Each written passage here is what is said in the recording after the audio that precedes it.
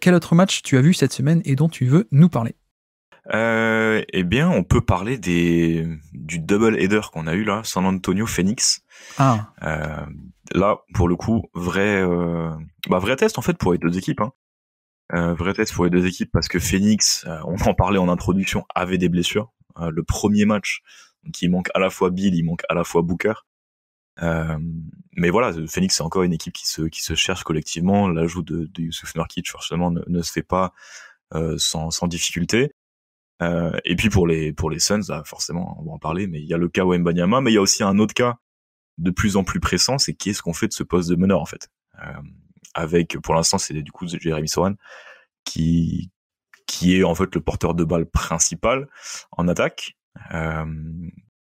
Défensivement, ils ont une line-up super intéressante quand il est sur le terrain, mais on voit quand même que l'attaque capote clairement avec Jeremy Sohan. Donc deux matchs super intéressants, mais voilà, qu'est-ce que toi t'avais noté là, sur ces deux matchs?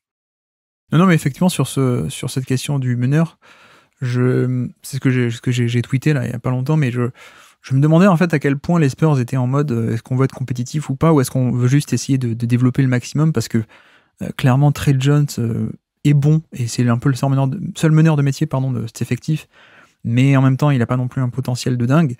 Et au contraire, oui, on essaie actuellement ils ont un line-up avec Devin Vassell, avec Jeremy Sohan, avec Keldon Johnson, donc des jeunes à qui tu as envie de donner pas mal de minutes pour essayer de les développer, et puis Zach Collins et Wembanyama ensemble dans la raquette. Je me demande à quel point pour l'instant le pari est pas fait de se dire on va mettre en avant Sohan un peu titulaire, meneur ou pas, je pense pas, mais en tant qu'un peu porteur de balle, avec Vassell et avec Keldon Johnson. Et ce que je disais, c'est que je sais pas à quel point si il commence un peu vraiment à gagner des matchs, à quel point si le play-in est peut-être un objectif crédible, de se dire finalement on va quand même refaire jouer pas mal Trey Jones parce qu'on a quand même besoin de sa compétence et on prendra le temps de développer en même temps, mais Trey Jones, enfin je sais pas toi ce que t'en penses, mais il y a certaines séquences, il y a encore 2 passes contre Phoenix là, tu vois clairement que lui c'est un vrai meneur, il a une vraie dose de créativité en fait. Bah instantanément, quand Trey Jones est sur le terrain, l'attaque tourne mieux, ça c'est sûr. T'as un petit peu moins d'isolation de Devin Vassell, un petit peu moins d'isolation de Keldon Johnson. Mais surtout, si on se concentre un petit peu sur Wembanyama, l'impact de Trey Jones sur Wembanyama est fantastique. Parce que lui, il est capable de le servir dans de bonnes conditions. La différence est criante, on l'a vu, tu parlais des deux passes lobées que Trey Jones a envoyées à Wembanyama sur le dernier match, Ouais. sur la deuxième confrontation. En fait, c'est les deux meilleures situations offensives pour Wembanyama. Enfin, au moment où il reçoit la balle, il est tout proche du panier et il ne peut que marquer en fait. Alors que quand il nous manque ce créateur qui est Trey Jones, c'est du Wembanyama qui reçoit la balle à 5-6 mètres du cercle. Et j'ai pas les chiffres en tête, hein, mais en termes d'efficacité, c'est extrêmement corrélé en fait. Si Wembanyama reçoit la balle proche du cercle, je pense qu'on doit être à peut-être 1,7 points par tir. Alors que quand il la reçoit ligne des 3 points ou un petit peu plus loin au niveau de l'elbow, je suis pas sûr qu'on soit à 1 point par tir quoi. Donc le but c'est vraiment donner la balle à Wembanyama le plus proche du panier si tu veux gagner des matchs, si tu veux le développer, c'est encore une autre question. Et aujourd'hui, c'est Trey Jones qui est capable de donner la balle à Wembanyama dans les meilleures conditions. Oui, c'est c'est le meneur de métier pour le coup. Mais d'ailleurs, qu'est-ce que tu penses un peu du début de saison offensif de Wembanyama, parce qu'on va largement parler de la défense qui est un point primordial de ce double affrontement. Mais par rapport à son attaque et notamment sa création ou voire même le type de tir qu'il prend, qu'est-ce que tu penses un peu de ce début de saison? Je pense que, on est sur le même régime de tir qu'on l'a vu avoir à Boulogne-le-Valois l'année dernière. Je pense que j'ai regardé 100% de ces matchs l'année dernière en Pro A.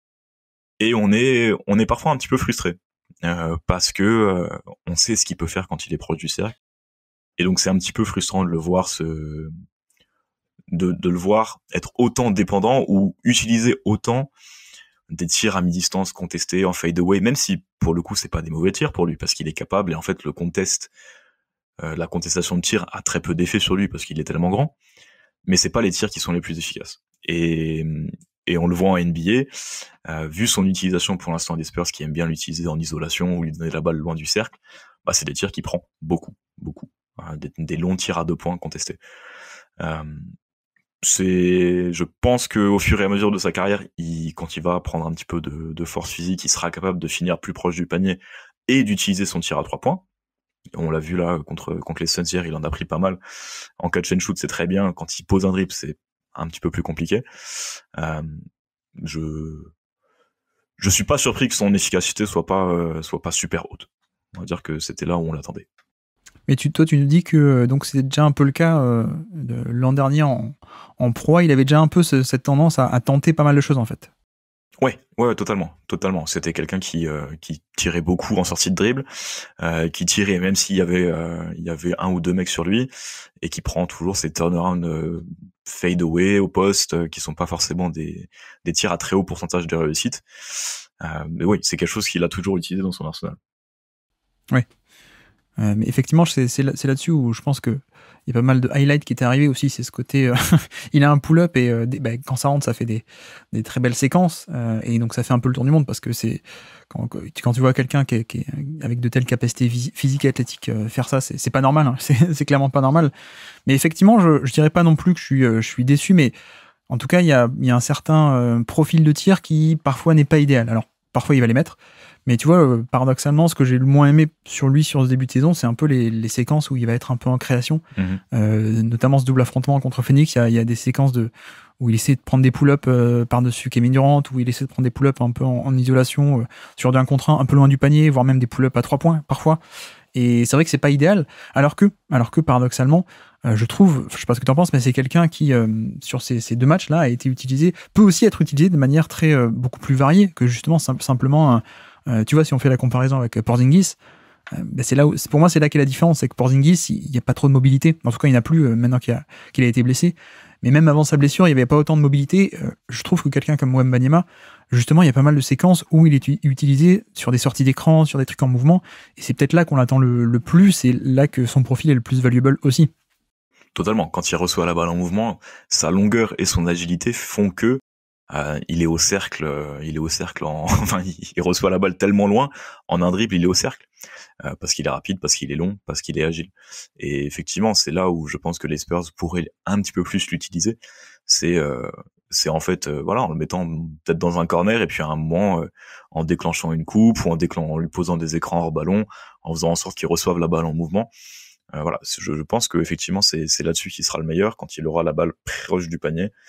Et clairement, après, je pense qu'on est aussi dans une phase d'expérimentation. Tu t'en parlais au début, quand on parlait du porteur de balle principal. Je pense que les Spurs, clairement, le laissent expérimenter, le laissent prendre des tirs, même le laissent faire des mauvais choix, parce qu'ils estiment que ça fait partie de son arsenal complet, et vaut mieux les prendre maintenant que quand il faudra gagner des matchs plus tard dans sa carrière. Donc ouais, il y a cette phase d'expérimentation, et je pense que même lui sait que c'est pas des excellents tirs, mais il les prend quand même parce que ça fait partie de son arsenal. Oui, parce qu'il les met aussi parfois. Il y a ça aussi. Oui, il est capable de les mettre, mais c'est pas aussi efficace que quand il est proche du cercle. Non, effectivement. Mais tu vois, ce que j'ai bien aimé, je crois que c'est le premier match. Il y a 2-3 systèmes un peu pour utiliser Wembanyama de manière un peu variée. Il y en a un premier, c'est ce qu'on appelle un peu un wedge screen, c'est-à-dire lui-même il va poser un pick and roll, mais avant de venir poser un pick and roll pour Trey Jones, il reçoit lui-même un écran, ce qui fait que son propre défenseur, donc Nurkic, est arrivé un peu en retard, et ensuite pick and pop, et c'est la fameuse action, donc au 4e quart-temps, où du coup il y a ensuite Osman coupe depuis le côté faible, et tu sais, il déclenche, Wembanyama fait semblant de shooter, et ensuite il laisse la balle, il fait une passe vers Osman qui coupe vers le panier. Donc il y a un premier système comme ça. Il y en a un autre, c'est ce qu'on appelle un système en grenade. Tu sais ce que c'est un système en grenade, un grenade screen. C'est un système où c'est un dribble end off, mais depuis le poste bas en fait. Oui. Et c'est là-dessus qu'on voit aussi toute sa mobilité. C'est on envoie la balle au poste bas à quelqu'un d'autre, et lui en fait on le fait venir depuis l'autre côté. Il court et il vient choper la balle comme un vrai dribble end off, comme un vrai extérieur au poste bas. Donc c'est un grenade screen, et malheureusement la passe est interceptée, mais c'est là aussi sur ce genre de séquence qu'on voit pas mal sa mobilité. Et puis dans le deuxième match, dans le rematch, match 2, j'allais dire comme si c'était une série de playoffs, mais le match qu'on a eu jeudi soir, il y a eu aussi des systèmes un peu comme ça, pareil, un système pour utiliser notamment son passing sur du short roll, où on le fait, il y a des coupes par-ci à droite à gauche, et puis ensuite on le fait arriver, on le fait arriver en plein centre du terrain et il fait l'extra passe après le pick and roll. Ou même des séquences, tu sais, en fin de match où carrément il fait des vraies sorties d'écran comme un vrai shooter. C'est-à-dire, il part depuis la ligne de fond, il prend un écran, il arrive en tête de raquette et puis il prend le shoot. Donc voilà, il y a cet aspect mobilité que j'aime bien et j'avoue que je sais pas si je devrais être surpris, mais le play calling de Popovic et certains systèmes sont quand même assez appréciables pour l'utiliser aussi de manière diverse, même si, comme tu dis, il y a aussi pas mal de séquences où effectivement il est simplement sur du 1 contre 1 sur la création. Mais ça, on peut dire que c'est le but ultime à long terme, c'est qu'en plus, il développe cette création de 1 contre 1 en fait. Oui, c'est clair. Juste pour mettre des chiffres sur ce qu'on dit depuis avant. Bon, on parle de là sur un échantillon sur 5 matchs. Donc on est vraiment... il faut les prendre avec de grandes pincettes, ces chiffres-là, mais on est à 75% de réussite au cercle. En plus de tout ce qui est provocation de faute, parce qu'il provoque énormément de fautes quand il reçoit la balle près du cercle. Et on est à 39% sur le mid-range. 39% et 32% à 3 points. Donc on est clairement sur un joueur qui est extrêmement efficace au cercle. Et puis ensuite dans la moyenne NBA, moyenne basse NBA en mid-range ou à 3 points. Moi, pour le coup, ce que j'avais noté sur ces affrontements Phoenix-San Antonio, c'est surtout défensivement par rapport à l'utilisation de Wembanyama. Et je pense que ça va être un peu l'enjeu tactique de toute cette saison pour les Spurs, pour le coup. C'est comment est-ce qu'on arrive à utiliser Wembanyama et surtout comment est-ce qu'on arrive à optimiser sa protection de panier. Parce que d'ailleurs, ça me permet aussi de répondre à une question qu'on a eue, question des auditeurs en avance, question sur Twitter où quelqu'un me dit, c'est Val sur Twitter qui dit que a priori c'est Zach Collins qui va peut-être sortir du 5 à moyen terme avec Wembanyama en poste 5. Pour l'instant, on a cette raquette-là et pourquoi est-ce qu'on ferait pas sortir plutôt Zach Collins plutôt que Sochan pour mettre Trey Jones? C'est aussi tout l'intérêt, tu me dis, je sais pas ce que t'en penses, mais c'est tout l'intérêt d'avoir Zach Collins pour l'instant, c'est que Zach Collins peut, entre guillemets, prendre le gros un peu en 1 contre 1 ou être, par exemple, là sur Nurkic, pendant que, à côté, on a Wembanyama qui est délaissé de ses responsabilités et qui peut faire un peu ce rôle de roamer, comme on dit.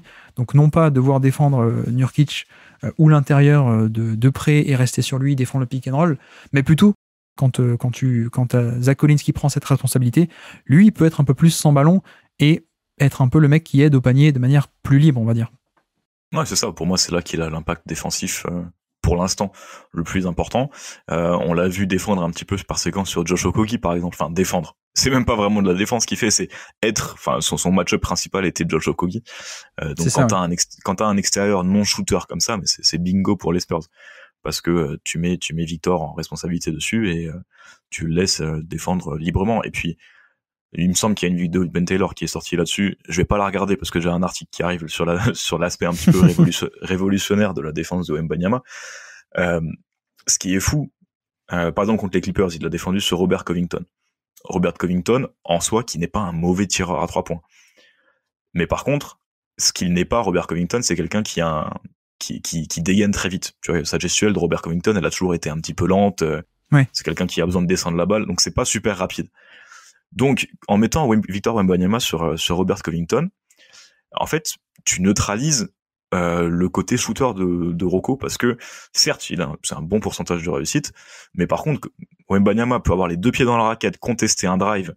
Si ça kick out sur Robert Covington, en fait, sa longueur fait que y a pas de possibilité de tir pour Robert Covington, parce que c'est un petit peu trop long et voilà. Donc, en fait, même en défendant sur un shooter comme si c'était un non-shooter, sa longueur fait que il est capable d'être tellement plus actif dans les aides et de prendre tellement plus de risques par rapport à son match-up principal, quoi. Oui, mais c'est là aussi que il y a plein d'ambiguïté par rapport à son poste est-ce qu'il va jouer poste 5 non, il peut pas jouer poste 5, il est trop fin enfin concrètement c'est quand même celui qui protège le panier et qui est le plus grand. Enfin, je veux dire, les postes on s'en fiche un peu, mais dans le rôle, c'est clairement lui qui a le rôle de protéger le panier avec toutes ses aides sans ballon en fait. C'est ce que en général on attend du pivot. Après les désignations et les appellations un peu usuelles, j'avoue qu'on s'en fiche un peu, mais c'est vrai que le fait d'avoir Zach Collins permet un peu ça, permet d'avoir du coup Zach Collins qui prend Nurkic par exemple sur ce match-up, et comme tu dis ensuite, dès que tu as un non-shooter, tu le mets dessus, et effectivement le nombre d'actions sur les 2 matchs où il a été capable d'affecter l'action au panier, c'est un nombre assez énorme, quoi, parce que en fait il a cette mobilité et cette liberté surtout de pouvoir abandonner Josh Okogie, ou alors dans le deuxième match ça a été parfois Keita Bates-Diop. Et il a totalement cette liberté d'abandonner ce joueur-là parce qu'il ne craint pas on ne craint pas le 3 points de ces joueurs-là pour venir affecter des actions au panier. J'ai pas noté, il est peut-être encore un peu tôt, mais il faudrait voir à quel point est-ce que la fréquence des tirs au panier adverse baisse lorsqu'il est sur le terrain. Je pense que ça va être ça, plus ça, même la stat pertinente, plus que à quel point est-ce qu'il arrive à faire baisser l'efficacité adverse. Je sais pas si tu vois ce que je veux dire, mais Oui, il y a un nombre d'actions impressionnant où il fait le pas de côté, où il fait... En fait, il vient au panier avec une vraie liberté, parce que, bah oui, quand tu lui offres un non-shooter, bah c'est là que tu te fais du mal en tant qu'adversaire, parce que tu lui offres cette possibilité de venir annihiler totalement les actions au panier. Ouais, la fréquence, c'est quelque chose qu'on avait au prime de Rudy Gobert. C'était plutôt ça qui était impressionnant sur Rudy Gobert. Là, on parle 2018-2019. C'était ça, c'était la baisse de la fréquence. Pas tant de la réussite, en fait, parce que les adversaires allaient tellement peu au cercle qu'ils avaient moins d'impact sur la réussite au cercle. Mais ce qui est intéressant avec Wemby, justement, c'est que tu peux avoir à la fois son impact d'encre défensif qui va empêcher la fréquence au cercle, et à côté de ça, tu peux encore avoir Zach Collins, qui est un très bon protecteur de cercle, et qui lui aussi qui lui aussi partage avec Wembanyama cette protection. Oui, et puis tu vois, paradoxalement, je trouvais que Phoenix avait fait pas mal de bonnes choses dans ce premier match, le premier affrontement, pour justement essayer un peu de perturber Wembanyama, qui voulait rester dans ce rôle de roamer, encore une fois, un peu en liberté, en safety défensif, on peut le dire comme ça, et notamment avec Josh Okogie. Le premier match était assez intéressant de ce côté-là, et donner un peu le modèle de qu'est-ce que tu dois faire si t'es l'adversaire et que t'es face à ce genre de phénomène et ce genre de situation. Notamment Josh Okogie, un des principes qui a été essayé, c'est d'essayer d'impliquer justement Wembanyama le plus possible sur l'action et sur le ballon, en tant que poseur de pick and roll, notamment parce que si Wembanyama qui doit défendre le pick and roll, c'est pas pareil que Wembanyama qui est en deuxième rideau et qui a une liberté totale d'agir. Là-dessus, Phoenix est arrivé à faire deux, trois choses avec soit Nurkic en poseur d'écran en impliquant Wembanyama, soit Josh Okogie lorsque c'était Josh Okogie. On a vu des actions aussi où justement Josh Okogie, il a aussi cette capacité à couper très fort au panier, à aller au rebond offensif, et donc notamment à couper dans le dos des aides de Wembanyama. Donc il y a des fois où effectivement Wembanyama veut aider, mais parce que c'était un peu scripté, et derrière il y avait la coupe de Josh Okogie qui venait un peu punir. Il y a des systèmes un peu comme ça. Encore une fois, Nurkic aussi, lui a été pas mal pour essayer d'impliquer dès que Wembanyama était sur lui, essayer de l'impliquer, parce que Wembanyama qui défend le pick and roll, c'est moins dangereux que Wembanyama qui est en deuxième rideau, en safety totalement libre. Et puis il y a même une fois où il y a une action assez intéressante où Phoenix fait exprès de positionner Nurkic justement, non pas dans le corner, mais plutôt sur l'aile. Et en fait, tu vois que du coup, comme Wembanyama n'a pas totalement il est sur l'aile, il est pas dans le corner avec cette liberté de pouvoir aider au panier. Et du coup, la défense en deuxième rideau, je crois que c'est Devin Vassell et Keldon Johnson, je sais plus, mais en gros, voilà, le fait d'essayer de positionner Wembanyama un peu ailleurs, c'est ce qui fait qu'il peut pas affecter l'action. Et c'est là-dessus, c'est ce genre de petits détails où je me dis aussi que je sortais du match 1 et je me dis, tactiquement, je pense que Wembanyama, il y a des choses à faire avec lui. Et d'un point de vue coaching aussi, San Antonio peut essayer de mieux faire. Parce que normalement, ce genre de petits détails du genre, tu défends Nurkic, et Nurkic, plutôt que de se mettre proche du panier, il va se mettre à 3 points. T'es censé faire des trucs, quoi. T'es censé, Wembanyama, dire non, Wembanyama, tu t'en fiches, tu abandonnes Nurkic et tu viens switcher, un peu des switches sans ballon. Exactement, d'ailleurs, ce qu'avait fait Ime Udoka avec Rob Williams. Souviens-toi, c'est du pin switch, ouais, c'est du switch sans être impliqué dans une action, mais c'est juste on va changer les match-up. Exactement, et c'est comme ça que le fameux rôle du low man de Rob Williams à Boston, il avait explosé là-dedans, parce que on essayait de l'impliquer le moins possible sur la défense on-ball, et au contraire, on lui disait non, mais toi, reste dans le coin. Donc je pense que le staff de San Antonio, il y a 2-3 trucs peut-être à faire de ce côté-là, d'essayer de faire des switches un peu sans ballon pour le garder le plus proche du panier. Parce que tu vois, il y a d'autres actions aussi où il est défendu, il doit défendre sur Josh Okogie, et du coup, qu'est-ce qu'on fait ? On utilise Okogie pour faire des sorties d'écran. Et Wembanyama le suit un peu basiquement. C'est là-dessus que tu dis non, là il faut switcher, là, il faut faut laisser Wembanyama proche du panier. Ou voilà, donc il y avait des trucs un peu intéressants de la part de Phoenix qui ont été faits pour un peu limiter son côté roamer. Mais sur le deuxième match, clairement, il n'y a pas eu. Je ne sais pas trop pourquoi ils ont moins essayé. Et surtout, comment dire, quand tu fais la pondération, ils ont préféré plutôt essayer de mettre des shooters plutôt que Josh Okogie, qui d'ailleurs, je crois, n'a même pas démarré la deuxième mi-temps du match 2. C'était Yuta Watanabe ou des joueurs comme ça. Et même là, on a vu que à quel point Wembanyama est capable de délaisser son adversaire pour aider au panier. On a eu un nombre de séquences assez incroyable, donc San Antonio s'en sort avec 2 victoires, 2 grosses victoires sur le parquet de Phoenix. Je pense qu'offensivement, il y a eu un peu de tout et de rien. Deuxième match, il y a beaucoup de surchauffe à 3 points, ou en tout cas des tirs qui rentraient, de facto. Mais clairement, pour moi, c'est surtout défensivement qu'ils ont gagné ces 2 matchs. Ouais, j'ai vraiment hâte de voir Wembanyama dans ses premières confrontations contre, 1, les Warriors, et 2, les Kings. Ouais. Parce que c'est des équipes avec énormément de mouvements hors ballon. Et les Warriors, logiquement, son match-up, ça devrait être Draymond Green, parce qu'on est sur ce truc de joueur à partir duquel tu peux roamer, que tu peux délaisser, parce qu'il n'y a pas de menace de tir. Mais par contre, Draymond Green, lui, c'est un expert de ça, de profiter du fait que ton adversaire t'utilise comme roamer. Et donc ouais, j'ai vraiment hâte de voir ces 2 premières confrontations. Je sais pas quand elles auront lieu, mais ce sera un vrai test de l'impact défensif de Wembanyama face à des attaques d'élite. On est d'accord. Qu'est-ce que j'avais noté aussi ? Ah oui, mine de rien, on l'a pas précisé encore, il fait 38 points, je crois, contre Phoenix la 2e fois, avec une fin de match assez folle. Enfin, le total de points est quand même énorme, hein. Et notamment un point qu'on a pu voir sur cette fin de match et le 4e quart-temps, c'est à quel point est-ce qu'il est déjà capable d'avoir une gravité sur les rolls ROLL, donc quand il plonge au panier sur les pick and roll, il est déjà assez incroyable. Et notamment, Phoenix essayait un peu de switcher certains écrans, et tu voyais qu'en fait, tu pouvais pas, quoi. Parce que c'est déjà un mismatch killer, un tueur de mismatch, avec pas forcément de la technique ou du savoir-faire ou quoi que ce soit, mais en fait, il est tellement grand qu'il suffit qu'il plonge au panier, et tu balances la balle un peu en l'air n'importe comment, et le mismatch, enfin, tu vois, si t'as Eric Gordon qui est en dessous, ou si t'as Devin Booker qui est en dessous, ils sont juste trop petits pour affecter quoi que ce soit, et donc on a déjà quelqu'un qui, en effet, contre des switches ou sur des écrans glissés, plonge au panier, et en fait, il n'y a rien à faire, quoi. Ah, il nous a même fait une petite passe à la Jokic ou à la Sengun, tu sais, quand il reçoit la balle n'importe comment, proche du panier, et il la tape juste à une main pour faire l'extra passe. Mais oui, et le pauvre Eric Gordon qui, à un moment, les commentateurs voulaient vraiment que il faut switcher, et puis effectivement, Phoenix switch, c'est Eric Gordon qui se retrouve dessus. Ah ben là, c'est 2 points.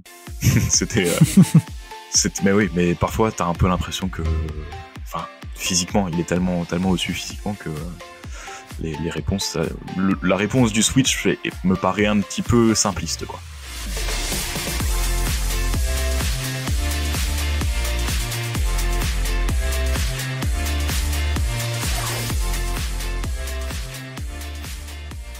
Ah oui, petit point aussi, avant de clore les affiches de la semaine.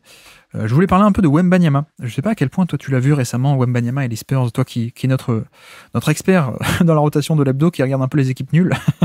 FD, est-ce que tu as vu les Spurs récemment ? J'ai vu des extraits, ouais. J'ai vu des extraits. Le dernier match complet que j'ai dû voir, il doit dater d'1 semaine. Mais j'ai vu des extraits, et puis je vois surtout ses progrès à la passe, ou en tout cas c'est ce que j'en entends. Oui, tout à fait, ouais. Je voulais un peu profiter de l'occasion où il a eu pas mal de matchs, il a affronté pas mal de bonnes défenses, pour le coup. Il a affronté les Pelicans, justement. Il a affronté Orlando. Il a affronté, et j'oublie qui, j'oublie quelqu'un, je ne sais plus.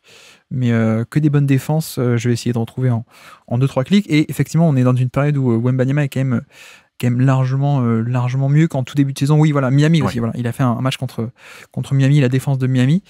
Et c'est vrai que il est mieux qu'en tout début de saison. D'ailleurs, son usage, petite question à ton avis, son usage depuis le 1er janvier, il est à combien, FD ? Alors, la question piège, c'est usage quoi ? Basketball référence de clean de glace. Clean de glace, ouais, j'ai pas eu clean de glace. Depuis le 1er janvier. 31 32 ? Exactement, il est à 33% depuis le 1er janvier, c'est quand même assez énorme, hein, pour le coup. Ouais, même s'il ne joue pas beaucoup, il joue que 26 minutes, 26, 27 minutes, mais dès qu'il est sur le terrain, il a beaucoup d'usage en tout cas. C'est un peu ça la leçon. Et je trouve que face à ces bonnes défenses, déjà je le trouve meilleur qu'en début d'année, par rapport en termes de sélection de tir, surtout. C'était un peu le défaut qu'on pouvait lire en tout début de saison, il y a un côté avec Wembanyama où il fait beaucoup de highlights impressionnants, mais parce qu'en fait il tente beaucoup de choses. Et que dans ce beaucoup de choses, il y a aussi beaucoup de déchets. Et en termes de sélection de tir, on le voyait en tout début de saison, hein, contre le match d'ouverture contre Dallas, contre Houston, dans le low 8, avec quelques highlights un peu des fadeaways, un truc sur une jambe ou des trucs comme ça. Mm-hmm. Mais dans l'ensemble, il y avait aussi beaucoup de déchets et de tirs pas forcément top. J'avoue que la sélection de tir a l'air d'aller de mieux en mieux en termes de choix et de prise de décision.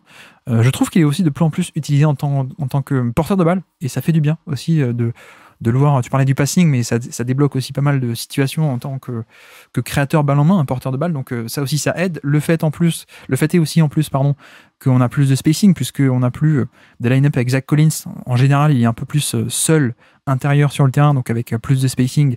Ça aide aussi à développer ce genre d'action. Il est aussi utilisé au poste bas, et notamment, il y a pas mal de très très bonnes passes depuis la situation de poste bas, mais qui s'explique aussi parce que il est dangereux, donc les équipes font parfois des prises à deux, mais surtout il est grand, il est tellement grand qu'il a des angles de passe assez incroyables, et en plus il y a ses instincts naturels, donc ça fait beaucoup de bien. Évidemment, ça trouve de très très belles passes. Je pense à une en tête là il trouve Trey Jones par-dessus tout le monde, qui est assez impressionnante. Il y a aussi le fameux le lob radius, comme on dit, donc tu sais, le catch radius, sa portée de lob, et ça on en avait parlé ensemble en tout début de saison contre Phoenix, je crois, on avait détaillé là-dessus pas mal, mais il a une portée de alley-oop qui est assez incroyable. Donc ça c'est pour les côtés positifs, très positifs même. Après sur le côté un peu plus négatif, et ce qui est un peu normal, il y a encore beaucoup de déchets, un peu moins en sélection de tir, mais surtout en termes de turnover, il y a encore énormément de déchets, et tu vois, parmi les joueurs avec un gros volume d'utilisation, de plus de 20%, je crois, plus de 20% d'usage. Il a le pire turnover percentage de NBA cette saison, parmi les gros volumes qui ont joué beaucoup de minutes. Donc voilà, c'est pas rien d'anormal, hein. C'est un jeune joueur qui fait des passes, donc il prend des risques, donc il y a aussi du déchet, mais qui est un peu normal. Et puis je trouve que le jeu au poste, je suis pas encore totalement convaincu. J'aimerais bien avoir ton avis, mais autant il y a des fois où quand il peut aller directement au panier, ou alors quand on en avait parlé contre Phoenix, quand il y avait un switch, il allait au panier, il prenait la position proche du panier et tu balançais la balle n'importe comment et il pouvait punir le switch. Il y a quand même pas mal de très bonnes choses, mais il y a aussi quand il doit faire du post-up face à un joueur de son gabarit, et non pas un mismatch, et non pas un switch, mais face à, tu vois, j'ai des images contre Bam Adebayo, j'ai des images cette semaine aussi contre Jarrett Allen et Evan Mobley aussi, voilà, contre des vrais pivots. Il n'a pas encore de power move, il n'a pas encore ce jeu un peu d'aller au contact et d'utiliser tout le temps pleinement sa taille et son gabarit. Et je trouve que là, c'est encore le dernier domaine du jeu où il y a encore pas mal une sélection de tirs où on est un peu en finesse, quoi, un peu la Porzingis des mauvais jours, tu sais, de juste, je vais shooter par-dessus, je vais faire un fadeaway. Et pour l'instant, je pense qu'on est encore en cette étape, on n'a pas encore à l'étape de j'arrive à complètement tirer profit de mon gabarit, en fait. Ouais, moi il y a deux images qui me viennent en tête quand tu dis ça. La première, pour ceux qui regardent un peu le basket français, c'est Vitaly Chikoko, qui l'année dernière. Vitaly Chikoko, c'est un garçon Yabusele, en gros, physiquement, et qui lui avait fait vivre un très mauvais moment, tu vois. C'était poste 5 très lourd, et Wemby avait pas réussi à l'enfoncer. Il avait été obligé de prendre ses tirs un petit peu compliqués où il va passer au-dessus, mais c'est des tirs pas à fort pourcentage, à faible pourcentage. La deuxième image, c'est le contre que lui met Isaiah Jackson cette année où en fait Wemby, pareil, est au poste bas, essaye de passer au-dessus, mais du coup en fait Isaiah Jackson qui vient en aide arrive à le contrer contre la planche, parce que en fait il fait pas la différence avec son corps, mais il essaie de faire la différence avec ses bras, et donc Isaiah Jackson, tu peux juste cueillir la balle. Ça vient aussi du fait que pour l'instant son bas du corps est pas encore assez fort. C'est quelque chose dont on a beaucoup parlé au moment de sa draft. Voilà, on dit souvent sur le poste bas, c'est le low man wins, tu vois, le low man always wins, c'est celui qui est le plus bas, qui a le centre de gravité le plus bas, qui va réussir à repousser. C'est ça. Wemby, il a ce souci-là, c'est que forcément lui, en fait, il sera très très rarement le low man. Ce sera vraiment lui qui aura le centre de gravité le plus bas sur un duel au poste bas. Comme Porzingis, comme Gobert, comme ces joueurs très grands qui ont un centre de gravité très très haut. Sean Bradley à l'époque, je pense que c'était le même souci. Tout à fait, ouais.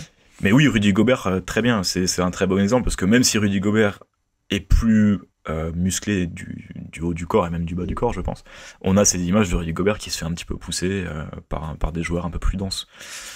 C'est la bonne comparaison. Et moi, ce qui va m'intéresser plus tard sur le post-up, c'est est-ce qu'il arrive à enfoncer, ça c'est la première étape, mais surtout est-ce qu'il arrive à rentabiliser son post-up et le rendre plus dangereux par l'utilisation des passes et par la bonne lecture des prises à deux, et voilà, ça c'est toujours la deuxième étape sur le post-up. Ouais, mais tu vois, du coup c'est un peu là-dessus où je trouve que comme dit, il a affronté pas mal de bonnes défenses là, depuis 10 jours, les Cleveland, Pelicans, Orlando, etc. Et là où il a eu le plus de mal, c'est face à des vrais match-up, face à des vrais intérieurs. Et je me demande à quel point est-ce que Bon, après, tu me diras, ils ont rien à perdre, donc autant tester, autant développer, mais en tout cas, pour l'instant, c'est les situations où je l'aime le moins encore pour l'instant. Alors qu'au contraire, si tu le mets dans le périmètre, tu le mets en poseur d'écran, tu le mets en porteur de balle même, tu le mets, voire même des isolations en tête de raquette, tu vois, je pense que ça pourrait être des configurations où il est plus intéressant, plutôt que poste bas dos au panier, un peu classique, où, comme tu dis, avec son centre de gravité haut, pour l'instant, et sa charpente assez fine, il n'a pas encore tous les moves, mais voilà, en tout cas, des progrès visibles à l'œil nu de jour en jour pour Wembanyama. D'ailleurs, je peux vous renvoyer de suite vers la vidéo de Ben Taylor qui est excellente et qui montre totalement ça. Ben Taylor, Thinking Basketball, vous l'avez peut-être vu déjà, mais ceux qui ne l'ont pas vu, foncez la voir parce qu'il détaille tout ça très très bien, évidemment. Le passing aussi, que j'ai pas trop développé ici, je me suis plutôt concentré sur le scoring pour aujourd'hui. Mais voilà pour Wembanyama, je pense qu'on en reparlera aussi en fin de saison, on fera le bilan un peu plus à froid et quand on a tous les chiffres, mais pour l'instant, c'est vrai que voilà, on n'est pas sur quelqu'un qui est hyper efficace pour l'instant, non plus en termes de scoring. 96 de true shooting plus, donc moins 4% d'efficacité par rapport à la moyenne. Mais ce qui colle aussi, comme dit, avec son profil de, certes, c'est un intérieur, mais c'est aussi un intérieur shooter pour l'instant, qui prend beaucoup de jump shots, parfois des jump shots un peu compliqués. Quand il les met, c'est fabuleux. Quand tu vois quelqu'un de sa taille faire un step back à 3 points, pull-up en isolation, truc comme ça, c'est vachement impressionnant. Mais voilà, je pense qu'il y a encore pas mal de valeur à gratter. On n'est qu'au début et j'ai même pas encore parlé de l'aspect défensif. Je vais pas le faire aujourd'hui, mais où il rayonne déjà. Ça, on l'avait déjà fait en début de saison. Ce côté roamer où il est absolument fabuleux parce qu'il a un volume, il a un volume démentiel avec sa taille et sa mobilité, quoi. Et la deuxième, juste pour rebondir là-dessus, je trouve qu'on le voit de plus en plus utilisé. Alors, toujours en roamer, mais on le voit de plus en plus utilisé comme parfois défenseur du poste 5. Et il est de plus en plus impliqué sur des pick and roll, c'est ça que je veux dire. Il est plus impliqué dans la défense, où on n'a pas peur de l'exposer un petit peu plus. Voilà, c'est aussi ça pour moi la deuxième diversification de son jeu en ce moment.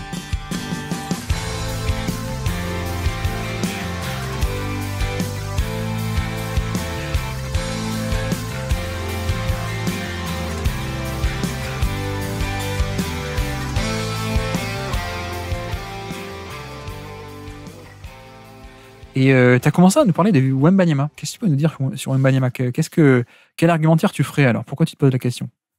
Déjà parce que le niveau défensif est assez fou, quoi. Je veux dire, en termes de... Vraiment, on est sur ce genre de joueur qui change littéralement la géométrie du terrain. Donc il y a le niveau défensif assez incroyable. Et puis offensivement, tu l'as dit déjà, il y a le côté menace de lob qui est déjà hallucinant, évidemment, avec son physique. Mais ce que je trouve qui est assez génial, c'est son passing, en fait.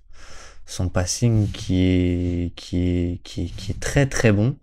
Et en fait, il commence à trouver de l'efficacité. En fait, si on prend toute la saison, il ne l'a pas, mais il y a vraiment Ben Taylor en a parlé, mais une telle progression de mois en mois que je viens me demander, d'accord, mais est-ce qu'il est pas déjà en fait ultra valuable parce que le côté défensif plus offensif, finisseur de lob et passing, je trouve ça assez intéressant. Je trouve ça assez déjà valuable, même si en termes de shot making et de création pour lui, on n'y est pas forcément encore, quoi. Disons qu'on arrive sur effectivement nos différences un peu de philosophie et donc d'exercice. Qu'est-ce qu'on est en train de faire ? C'est vrai que j'ai commencé un peu à écouter le podcast de Ben Taylor où il fait ses All-Star et ses sub-All-Star. Et grosso modo, en fait, lui, il dit, moi, je le mets All-Star, mais pour le niveau actuel, en fait. Parce que s'il prend en considération le moment à l'instant T, quoi. Alors que c'est vrai que nous, si on essaie un peu de mesurer la performance sur l'ensemble de la saison, pour moi, il n'y est pas. Voilà. Il n'y est pas parce que on a eu quand même une progression, et tant mieux, on en a parlé aussi dans l'hebdo récemment, beaucoup de monde en parle, il y a des vidéos partout. En effet, il progresse de jour en jour d'une manière assez incroyable. donc voilà. Mais en même temps, s'il progresse, ça veut dire aussi qu'il partait de plus bas, mécaniquement. C'est la logique. Donc moi, sur le côté, on évalue toute une moitié de saison, c'est vrai que j'y suis pas. Je suis pas encore. Si on avait eu le niveau actuel pendant 3 mois, je me serais beaucoup plus posé la question, en effet. Mais ne serait-ce que sur la progression et sur le fait qu'il partait de plus bas, j'y suis pas. Et puis même encore actuellement, on a fait, même tu vois, on en a parlé dans l'hebdo, mais même les chiffres depuis janvier, depuis le moment où il va quand même un peu mieux, on n'est pas sur quelqu'un qui est plus efficace que la moyenne. Par exemple, on est encore quelqu'un qui, au niveau du shoot, est pas très efficace, je veux dire. En plus de l'efficacité au tir, la sélection de tir est meilleure, mais pas efficace. Mais en plus, on a aussi beaucoup de déchets dans le jeu en termes de turnover. Donc, il y a ça aussi. Donc voilà, ce qui fait que, pour moi, je trouve que, certes, on a un des tout meilleurs défenseurs de NBA, avec, tu vois, un on-off défensif. Donc, à quel point est-ce que tu es bon avec ou sans toi? Le différentiel, littéralement, c'est moins 10 points par 100 possessions défensifs pour Wembanyama, ce qui est dans le 98e centile de tous les pivots. Donc, c'est plutôt pas mal. Après, peut-être à nuancer qui sont tes backups, quel est ton environnement autour. Voilà. Il y a ça aussi. Donc, je pense que les chiffres sont un peu à nuancer. Mais en tout cas, oui. Quand on met un peu les déchets offensifs, quand on met un peu dans la balance le fait qu'il n'a pas toujours été à ce niveau-là auquel on le voit depuis 3-4 semaines, pour moi, je vais dire encore un peu tôt. Donc, je ne le mets pas totalement. Et Chet Holmgren, j'aurais pu le mettre. Malheureusement, il n'y a pas assez de place, mais tu vois, je pense qu'il fait une meilleure première partie de saison, je trouve, au global, avec une défense qui est moins rayonnante que Wembanyama, évidemment, mais tout de même très bonne. Et puis en plus, une attaque qui, j'ai l'impression, est déjà plus fonctionnelle pour des environnements compétitifs, en fait. Oui. Bah, c'est vrai que je l'ai pas dit, mais je l'avais aussi du coup dans la toute fin de ma liste, parce que bah, il y a, pour le coup, il y a, alors c'est beaucoup plus assisté que Wemby, hein. Il est assisté sur 75% de ses paniers, Chet Holmgren, mais il y a le côté, pour le coup, toucher de balle, enfin efficacité déjà, le shoot est là à 3 points, il y a 40% à 3 points, c'est peut-être un peu au-delà de ce qu'on aurait pu imaginer, mais toujours est-il que si on juge ce qui est fait, bah c'est présent, c'est factuel, il a cette efficacité à 3 points, et du coup il y a ce côté pick and pop que n'a pas forcément Victor. Et en plus, il y a ce côté aussi porteur de balle, malgré tout, avec Chet Holmgren, donc qui est ultra intéressant. Et sur l'ensemble de la demi-saison, je suis d'accord qu'en fait, ce serait en tout cas peut-être très serré, mais peut-être un léger avantage si on prend tout en compte. Sur le début de saison, pour moi, il n'y avait pas photo. Maintenant, Wemby, si on juge le joueur à l'instant T, est sans doute, je le trouve, un peu meilleur. Mais en fait, sur l'ensemble de la moitié de saison, j'aurais peut-être Chet aussi.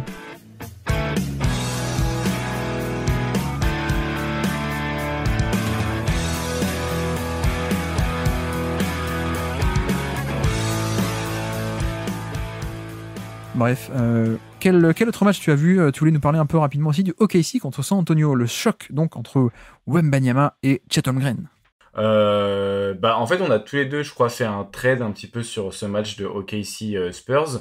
Moi, j'ai fait la partie pas intéressante du coup que personne n'a lu, et toi, tu t'es occupé du Money Time, donc c'est bien, on a une bonne petite synergie. Mais du coup, moi, en fait, je me suis levé. Et j'ai vu Wemby versus Chet, j'étais là genre s'il vous plaît on pourrait parler des équipes un peu plutôt que tout le temps parler des joueurs. Et voilà, parce que je sais pas, ça doit être mon côté jeune con, pas vieux con, vu que en 2012 j'étais encore au collège. Et du coup je lance le match et je me dis bon, on va regarder un petit peu qu'est-ce que ça a donné. Et c'est vrai que même si c'est un match où il y a deux équipes, les individualités de Chet et de Wemby sur le match, elles crèvent l'écran, et il y a pas mal de situations où ils sont en 1 contre 1. Il y a pas mal de situations aussi où ils sont utilisés comme roamers, donc ils sont pas attaqués directement. Jalen Williams est beaucoup utilisé comme défenseur principal de Wembanyama, avec Chet en roamer, mais parfois Chet est la match-up directe sur Wembanyama, et il y a des actions vraiment qui sortent du commun, parce que Chet qui remonte le ballon en transition et qui pull-up sur la tête de Wembanyama. Enfin, il y a vraiment des actions un peu genre ubuesques qui m'ont fait un peu décoller du lit au réveil. J'aurais beaucoup aimé avoir une machine à remonter le temps pour le montrer ça à des coachs des années 80 ou 90. Mais quoique, je dis ça, mais en fait, on a déjà la réponse, parce que certains anciens joueurs et coachs, justement, le critiquent. Mais non, mais c'est incroyable, quoi. Tu vois ces mecs-là remonter la balle et prendre le pull-up en transition, tu dis, ah oui, ok. Ouais, d'accord. On t'es pas habitué, quoi. Non, mais c'est top, parce que ils font pas que ça, hein. Là, j'ai une action en tête en début de match où Chet, il récupère le ballon en catch and shoot, il feinte Wembanyama, il saute, ensuite il attaque sur une espèce de, il snake un petit peu, c'est-à-dire que il va sur la gauche d'abord après la feinte, puis après il retourne dans le dos de Wembanyama pour attaquer un petit peu le centre de la raquette. Donc après la feinte, un peu il le contourne pour l'avoir dans son dos en jail en gros, un petit peu derrière lui et en prison. Et je trouve que c'est pas des trucs que basiques, ils ont vraiment des moyens de création balle en main. Et j'ai trouvé Wembanyama vraiment très mauvais en début de match en défense. Et en fait, c'est pour ça que je me suis dit vite que j'arrive au Money Time où tout le monde a l'air de dire que c'était incroyable ce qu'il a fait, parce que j'ai vu le début du match et j'étais là, bah en fait, Chet Holmgren est en train en tout cas de gagner le début de match, parce que ce soit défensivement ou offensivement, il était beaucoup plus fonctionnel, beaucoup plus efficace, il faisait moins d'erreurs et il arrivait vraiment à sortir un petit peu Wembanyama de ce qu'il voulait faire. Et du coup, ce qu'ils ont fait, au bout d'un moment, quand ils ont compris que Wembanyama n'arrivait pas vraiment à défendre Chet Holmgren en 1 contre 1. Ils ont passé Wembanyama sur Josh Giddey et du coup c'est tout de suite beaucoup plus facile quand Wembanyama il défend un non-shooter. Il a commencé à distribuer un peu les crêpes dans la raquette, c'est franchement impressionnant parce que du coup il saute même pas quoi. Pour moi ça me tue. Et il y a aussi un truc que je voulais un peu souligner, c'était Devin Vassell qui fait vraiment un super match à la création. Donc voilà, moi c'est un joueur que j'aime bien. J'avais fait une mini-analyse dessus pendant l'été un petit peu pour souligner ce qu'il était capable de faire et comment il allait pouvoir être utile à côté de Wembanyama.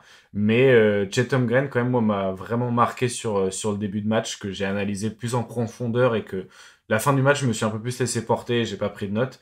Mais c'est vrai que sur le début de match j'ai trouvé que Chet Holmgren était vraiment hyper varié en attaque et en défense et apportait énormément de choses à côté de Shai et Jalen Williams. Et j'ai trouvé Jalen Williams très bon aussi. Justement, ils ont une bonne synergie les deux. Je trouve sur du pick and roll, sur du pick and pop, ils se trouvent bien. Et Jalen Williams a fait des progrès à la passe qui sont vraiment... qui sont bluffants en fait. Moi, c'est qu'un 2e année en NBA et c'est franchement impressionnant.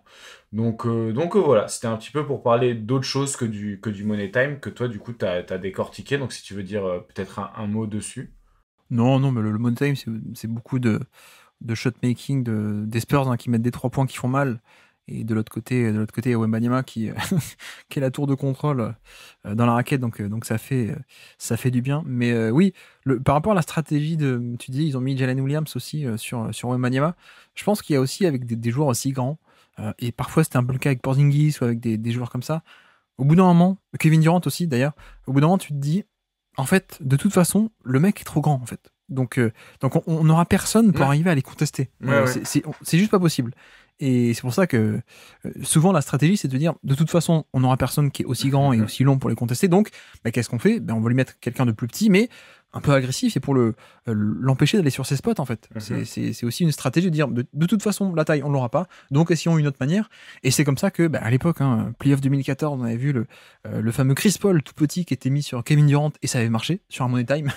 Sur je t'empêche d'aller des têtes de raquette, je te conteste, je te mets la pression agressivement, et ça avait marché. Alors, on le voit, Draymond Green qui parfois le fait sur des plus grands, ou voilà, c'est aussi une stratégie qui peut-être peut marcher avec Wembanyama, parce que en effet, si tu peux un peu l'empêcher d'aller sur ses spots, pour l'instant il n'est pas encore très costaud, c'est peut-être une des seules faiblesses qui lui reste encore actuellement, mais Wembanyama, ça va commencer à devenir un problème pour moi en termes de ligne éditoriale. Ouais.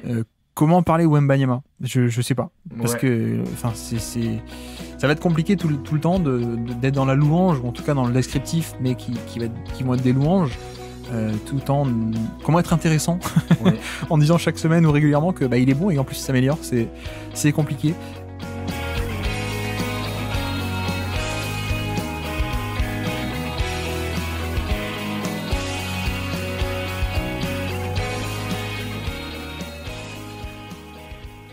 Question de Vincert, d'ailleurs de Vincent du Trèfle, qui nous dit: avez-vous des idées de moves potentiels et réalistes pour l'intersaison des Spurs en dehors de la draft?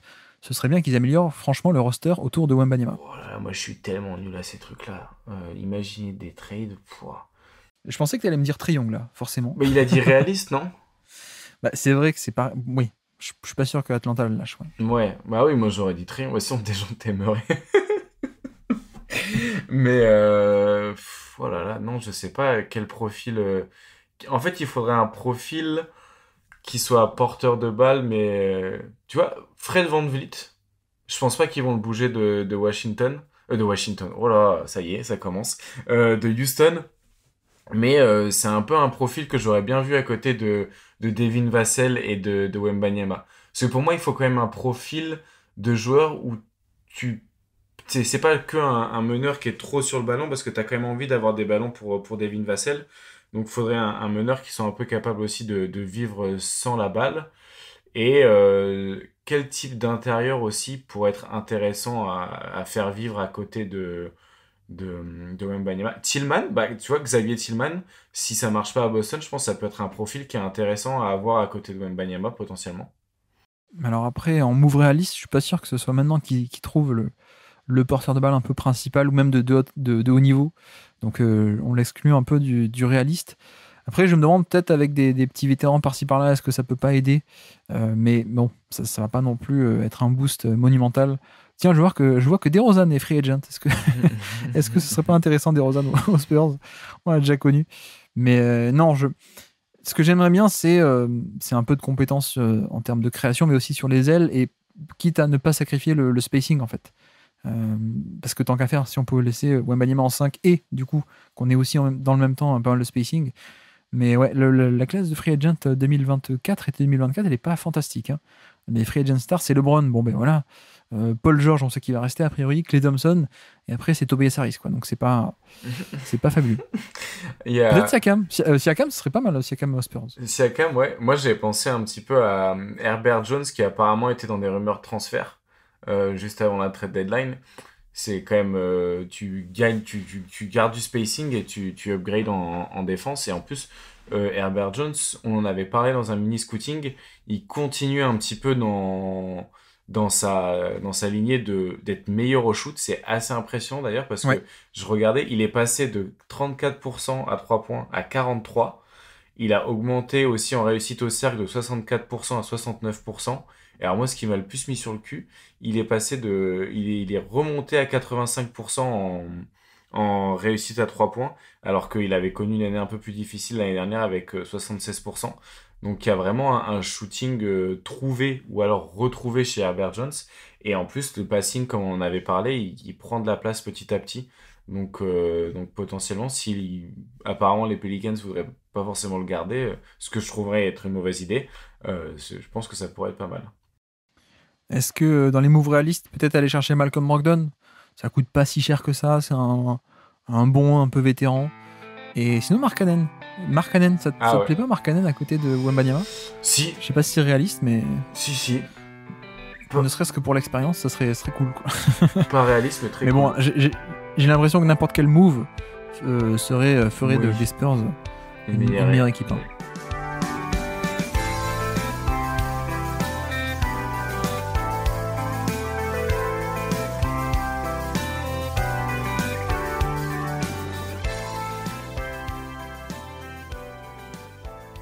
Et alors, toi qui as vu ce match, faut que tu nous en parles un peu quand même.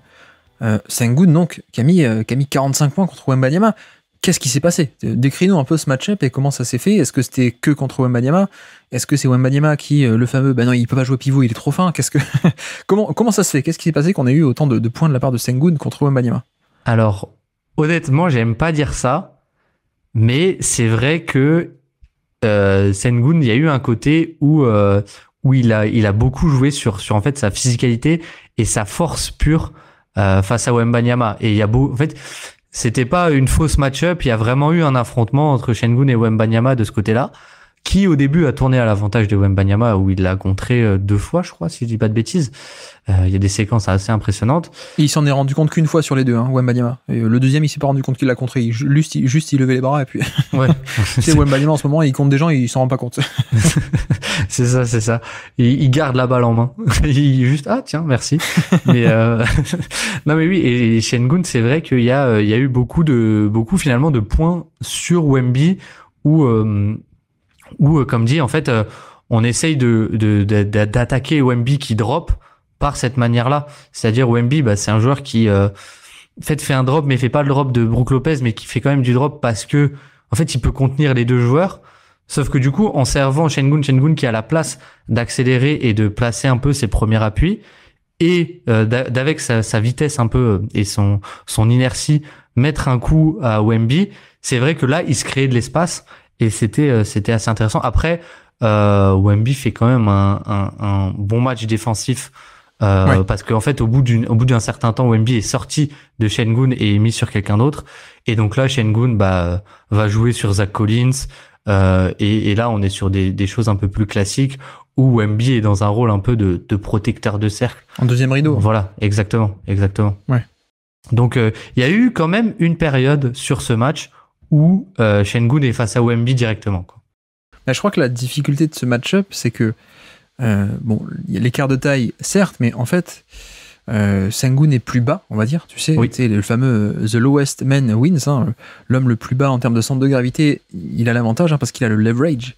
En anglais, excuse-moi, il n'y a pas de bon terme en français, en tout cas, je ne l'ai pas encore découvert. Mais voilà, il y a ce côté de centre de gravité, tu pars de plus bas, et en plus, il est plus costaud pour l'instant. Parce que Wembanyama, c'est peut-être encore une de ses faiblesses, c'est qu'il est encore assez fin, effectivement. Donc voilà, c'est pas le même barycentre. Hein. Je sais pas si vous vous souvenez de vos cours de maths, mais si vous mettez plus de poids sur les mêmes distances, enfin bref. Mais voilà, c'est peut-être le truc, c'est qu'il est grand, mais encore un peu fin. Donc en partant de plus bas et avec des power moves, et j'ai l'impression qu'il a insisté là-dessus, hein, Sengun, sur des power moves, ça aide, mais c'est pas que les power moves. C'est le fait que Sengun puisse faire et des power moves et une créativité qui est folle en fait, qui est absolument folle, et c'est pas que de la puissance pure. Je sais pas si tu vois ce que je veux dire, c'est pas Zach Randolph ou c'est pas juste un bully quoi. C'est aussi que Sengun il a des appuis qui sont extrêmement puissants mais aussi très vifs, et une créativité de tous instants, et le fameux Sengun qui part d'un côté, qui part de l'autre, qui fait une feinte d'une épaule côté gauche et puis qui part à droite. Il a une diversité en fait de moves. Exactement. Qui fait qu'il est presque illisible. Exactement, et c'est ça qui fait que Wemby pouvait pas genre se mettre à fond de je vais stopper ce move, je vais m'ancrer au sol pour stopper ce move. Non, parce qu'avec Sengun, du coup, il part sur l'autre épaule, et puis tu te fais avoir quoi. Il a essayé un peu de le faire sur en gros Sengun part sur un hook main droite, donc sur son épaule gauche. Ouais. Et en fait, du coup, Sengun fait la feinte et de partir de ce côté-là, et il part de l'autre. Et c'est un peu le 1-1 des highlights qui a tourné, parce que Sengun est quand même un joueur ultra spectaculaire, donc il y en a eu plusieurs. Mais où il feinte de partir à gauche et il part finalement sur son épaule droite, et Wemby est complètement dans le vent, et après Sengun dunk. Donc c'est assez intéressant. Enfin, c'est assez impressionnant en fait la créativité qu'il a, comme tu dis, et la diversité quoi. Parce que il peut pas être ancré sur ses appuis, parce que sinon toutes les feintes de Sengun et la créativité et la lecture, la réactivité de Sengun qui voit, qui lit l'adversaire et qui peut s'adapter. Donc Wemby peut pas s'ancrer au sol, et il peut pas non plus être trop léger sur les appuis, parce que sinon il y a juste un power move de Sengun qui lui rentre dedans, et puis c'est fait quoi. Donc après voilà, c'est qu'un match, mais c'est pas non plus la honte de Sengun, c'est pas n'importe qui Alperen Sengun, hein. C'est pas sur le Basket Lab qu'on va dire le contraire, mais voilà, on sait que en plus il y a ce contre-move de, comme t'as dit, hein, ensuite on enlève Wemby, on le met en deuxième rideau, du coup ça peut aider. Bref, je pense qu'on est parti sur une rivalité entre les Rockets et les Spurs qui peut être vachement intéressante. En tout cas, il y a un scénario optimal qui est extrêmement fun entre ces deux, parce que les deux sont sur la même position. Ils vont se jouer 4 fois par an. Ils ont des profils physico-athlétiques et de tellement différents. Exactement, tellement différents. Tactiquement, il peut y avoir des moves et des contre-moves et des contre-contre-moves.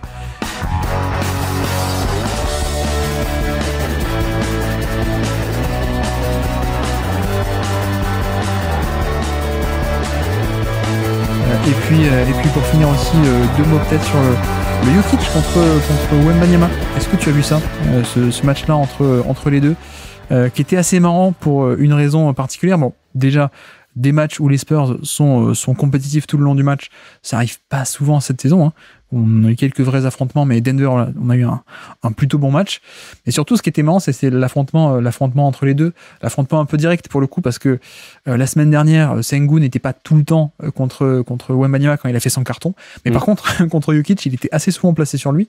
Je crois qu'à l'aller, le match aller à Denver, il avait plutôt bien tenu en termes de résistance et de opposition au contact, etc. Alors que tu sais, on dit toujours, il est trop fin, donc il pourra pas résister. Et il avait plutôt pas mal résisté à Jokic sur ce côté physique finalement. Là, ce qui était marrant, c'est l'ajustement en fait du génie un peu Jokic, c'est-à-dire qu'est-ce qu'il a fait, tactique très simple. En fait, il déclenchait le flotteur avant, avant d'aller au contact. Très simple. Parce que non seulement Wembanyama est grand et en plus il est très long et donc personne peut lui shooter par-dessus quand tu es au contact, hein, quand tu es dos au panier ou face à lui. Donc que faisait Jokic? Ça a été un festival de flotteur sur flotteur et je déclenche mon tir une demi-seconde avant d'habitude ou alors à 2 mètres de lui. Et bon, c'est une stratégie que beaucoup de monde aurait pu envisager ou inventer. Sauf que la différence, c'est que les flotteurs du Jokic, comme tu le sais, c'est du automatique. Hein. On est sur une efficacité redoutable. Donc voilà, c'était un peu le match dans le match. Et ce qui était marrant dans cet affrontement, je trouve, c'est que on a eu le Jokic flotteur qui a déclenché pas mal de ces flotteurs, justement par-dessus, qui a permis de déclencher le tir avant et donc de passer par-dessus Wembanyama. Alors que d'habitude, un humain normal, même Jokic, n'aurait pas pu passer par-dessus Wembanyama et sa longueur, en fait.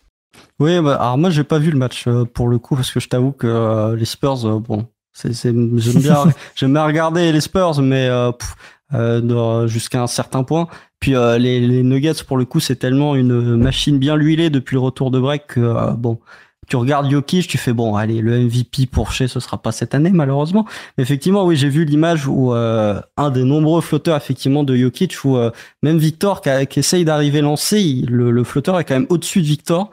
Là, pour le coup, t'as pas vu beaucoup de joueurs qui sont capables de faire un flotteur au-dessus de Victor, ou alors qui seraient capables de le faire, mais de quand même réussir à inscrire le panier. Je pense que t'en as pas mal qui peuvent mettre un flotteur au-dessus, mais où le flotteur finit à 2 mètres à côté du panier. Donc oui, c'est toute la maestria de Jokic, effectivement, qui, lui, pour le coup, un petit peu à l'image de Denver, carbure à plein régime depuis le retour du break. Ouais. Et puis voilà, il y a aussi ce côté où Jokic, il est pas obligé d'être sous le panier pour faire des dunks.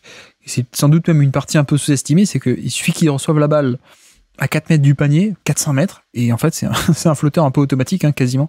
Bon, c'est un peu un abus de langage, vous avez compris, mais on est sur une qualité de...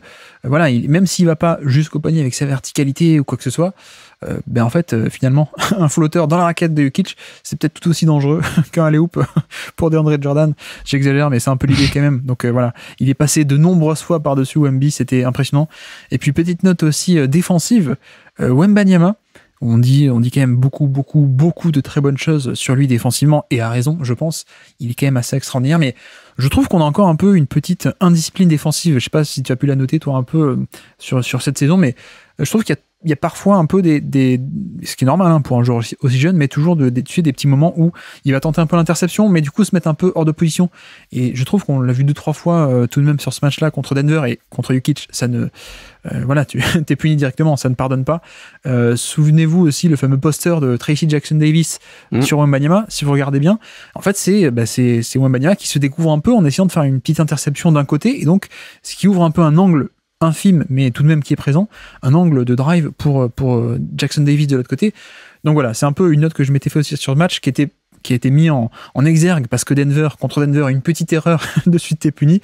Mais voilà, petite note sur Wembanyama. Je sais pas d'ailleurs ce que t'en penses, toi, de la saison de Wembanyama. Elle est historique. J'en ai parlé un tout petit peu sur le podcast des rookies qu'on avait fait, de Kebdo, il y a de ça 2-3 semaines. Elle est de toute façon, qu'est-ce que tu veux dire sur la saison de Victor? Je suis juste un peu plus bas que certains, notamment Ben de Kebdo, que je salue, qui me dit parfois dans les conves, oui, il va être dans la considération dès cette année pour le DH20. Je me dis bon, en fait le truc avec la saison de Victor, c'est qu'il y a vraiment, tu peux la compartimenter en plusieurs périodes sur la saison, et que t'as toute une première partie, on va dire entre octobre jusqu'à janvier, où c'est du Victor, mais c'est pas non plus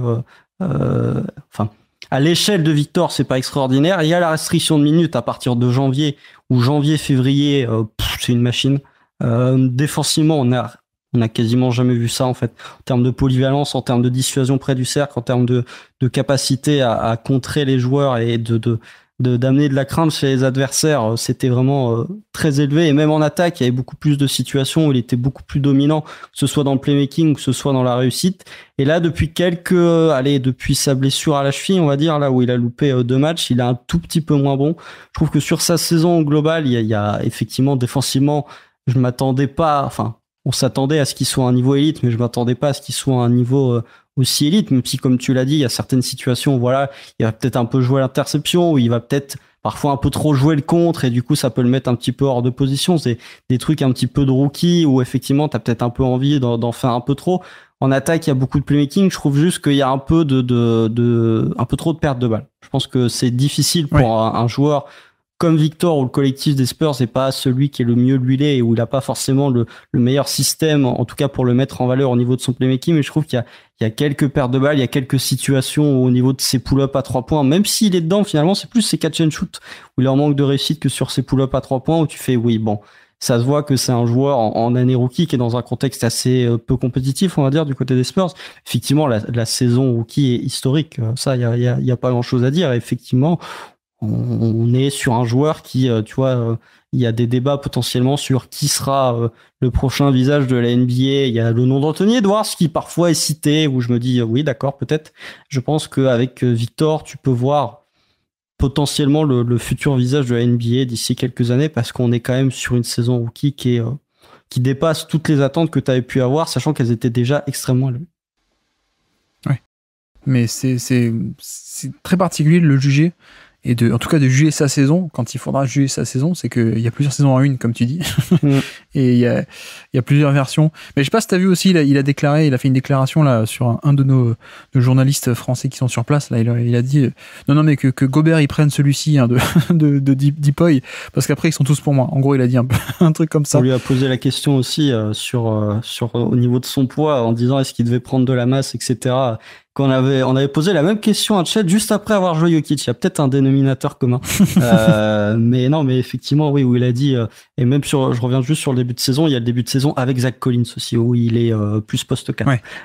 Mais oui, en tout cas, c'est sûr que, voilà, moi je suis pas forcément dans ces considérations, je sais pas ce que t'en penses, mais quand je vois qu'au niveau des cotes de Vegas, il est 2e ou 3e du défenseur de l'année, est-ce que tu dois déjà le mettre dans une all defensive, sachant que les all defensives sont positionless cette saison, sachant que les Spurs sont quand même compétitifs, enfin en termes de résultats collectifs c'est très faible, même si tu prends les ratings défensifs, même avec Victor c'est très faible. Pour moi c'est des questions qui peuvent se poser potentiellement sur les trophées de fin de saison, mais oui, t'as un joueur qui est un point d'ancrage défensif comme rarement t'as vu en NBA ces 15 dernières années, potentiellement. Disons que même s'il le méritait, et j'ai pas encore, je vais le faire, hein, mais j'ai pas encore étudié assez la question, mais même s'il le méritait, ça m'étonnerait pas qu'il y ait un peu une taxe de jeunesse, quoi. Je pense, tu vois. Oui. Avec le côté rookie et tout, et donc il a pas les votes. Mais à ce sujet, j'ai vu aussi des tweets, bon après c'est Twitter, hein, des tweets du genre, hey, il a déjà fait plus de contres et plus d'interceptions que Jaren Jackson l'an dernier, qui était défenseur de l'année, donc ça veut dire qu'Wemby va l'être, peut-être. Après, au niveau je ne sais pas. Au niveau des stocks, de toute façon, si tu prends juste les stocks, même si on sait que parfois c'est un outil qui est un peu surutilisé pour juger, pour évaluer la défense de certains joueurs, hein, même des joueurs de mon équipe, hein, potentiellement. On va pas les citer maintenant, mais oui, c'est sûr que défensivement vraiment c'est la capacité de dissuasion qui moi me fascine, et pas tant sur le fait. Tu vois, la capacité de dissuasion, on peut souvent associer ça au fait que les joueurs ne vont pas driver, mais vraiment plus sur le fait que les joueurs modifient leur façon d'approcher le cercle quand ils attaquent sur Victor Wembanyama que lorsqu'ils attaquent sur un autre pivot. C'est-à-dire que tu as des joueurs qui vont tenter le tir, mais qui vont modifier leur tir pour éviter potentiellement de se faire contrer par Victor, ce qu'ils ne feraient pas. Pour moi, je catégoriserais ça aussi comme de la dissuasion, même si ça amène un tir adverse. Sauf Jokic, qui du coup a modifié ses tirs, mais il les a quand même mis. Il a quand même mis festival de flotteurs. Mais ouais, alors évidemment, les journalistes sur place, c'est Théo Quintard et Benjamin Boubèche, hein, qu'on connaît évidemment, et qu'on salue s'ils nous écoutent.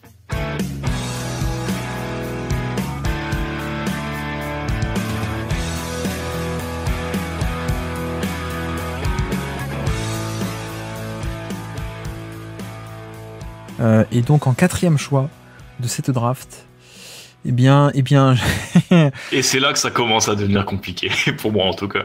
J'ai 2-3 noms en duel, et je ne sais pas lequel prendre. Et c'est aussi une question de philosophie, on va dire, de quoi on parle. Qu'est-ce qu'on évolue ? Est-ce qu'on draft sur le niveau de la saison globale ? Ou est-ce qu'on draft sur le niveau, aujourd'hui, le 29 février, bon anniversaire Tyrese Haliburton ? Je vais évaluer par rapport au 29 février, je vais partir sur Wembanyama. Ok. Et je vais prendre Wembanyama en 4e pick Et je le regrette déjà, quoique. Non, mais comme dit, pour essayer d'expliquer un peu, c'est vrai que la difficulté de son cas, c'est que je pense qu'il est meilleur actuellement, aujourd'hui, que c'était le cas en octobre. Et c'est vrai qu'il y a une dynamique de progression qui est assez énorme. Mais en même temps, bon, si on fait une draft sur le moment actuel, pas sur le potentiel, hein, mais sur vraiment le niveau actuellement, bah c'est vrai qu'on est sur déjà un défenseur, je pense, qui a un impact énorme, et un attaquant qui a aussi l'avantage du profil, hein, comme dit à chaque fois, mais l'avantage c'est qu'il joue en 5 et qu'il a cet avantage structurel de être à la fois le protecteur de panier, mais qui en plus peut apporter du spacing. Donc c'est un double avantage, quoi. D'habitude, c'est un peu soit l'un soit l'autre. Lui, il a les deux en même temps, donc ça permet d'avoir un spacing parfait, parce que lui, il peut shooter à 3 points, tout en ayant, malgré ce spacing parfait, tout de même une protection de panier de très haut niveau. Donc c'est génial. Après, peut-être les nuances que j'aurais, et peut-être tu me diras ce que t'en penses, ou est-ce que toi tu l'avais ici ou pas, mais les nuances que j'avais, c'est par rapport au scoring, en fait, et par rapport à l'efficacité. Je me demande à quel point je fais bien de le sélectionner là, à quel point je vais pas regretter de ne pas prendre Chet plus tôt. Aïe, petit rajout au montage. Oui, effectivement, ne prenez pas trop en compte ça, parce que depuis, les chiffres d'efficacité de Wembanyama remontent beaucoup. Là, je me basais, il y a 2 semaines et demie, je me basais sur des chiffres qui dataient déjà de 2 semaines et demie avant, où on avait déjà parlé d'efficacité de Wembanyama. Il est quand même bien remonté, donc voilà, petite nuance sur les chiffres d'efficacité de Wembanyama. Je vous laisse avec Guillaume et FD.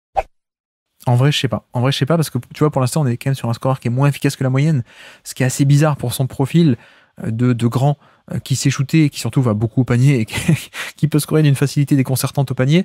Je pense que là encore, hein, son efficacité globale, elle descend parce que il y a beaucoup de pull-up, il y a beaucoup de tentatives, on va dire. Et je leur en veux pas aux Spurs, hein, c'est un peu le jeu de tenter plein de trucs. On s'en fiche, hein, ils sont pas à être compétitifs. Et je pense que première année rookie, voilà, ils tentent plein de choses, ils se découvrent. Et je me demande aussi à quel point il n'y a pas aussi peut-être un peu. Je crois qu'on en a parlé avec toi, non, il y a quelques semaines dans l'hebdo, donc je ne vais pas répéter non plus, mais il y a un peu un effet highlight où on voit que les réussites le matin en se levant. On dit ouais, c'est génial, mais il y a aussi un côté je tente beaucoup de choses et je réussis pas tout, quoi. Alors quand je réussis, c'est fabuleux parce qu'on n'a jamais vu ça, mais il y a un côté déchet sans doute un peu dans le lot en termes d'efficacité au tir, mais aussi en termes de prise de décision et de passing, quoi. Beaucoup de turnover. Donc est-ce que je change ou pas? Je regrette déjà, c'est pas grave. Allez, restons sur Wembanyama. Ouais, moi je l'avais dans ce coussin entre la 3e et la 5e place, donc je suis content que tu l'aies pris. Ouais. Je t'enlève une épine du pied, c'est ça? Ouais, effectivement. Après moi, c'est vrai que je l'ai beaucoup regardé, là, la semaine dernière pour finir l'article. Je l'ai regardé. En gros, j'ai vraiment essayé de pas regarder l'attaque. J'ai regardé vraiment la défense. Ouais.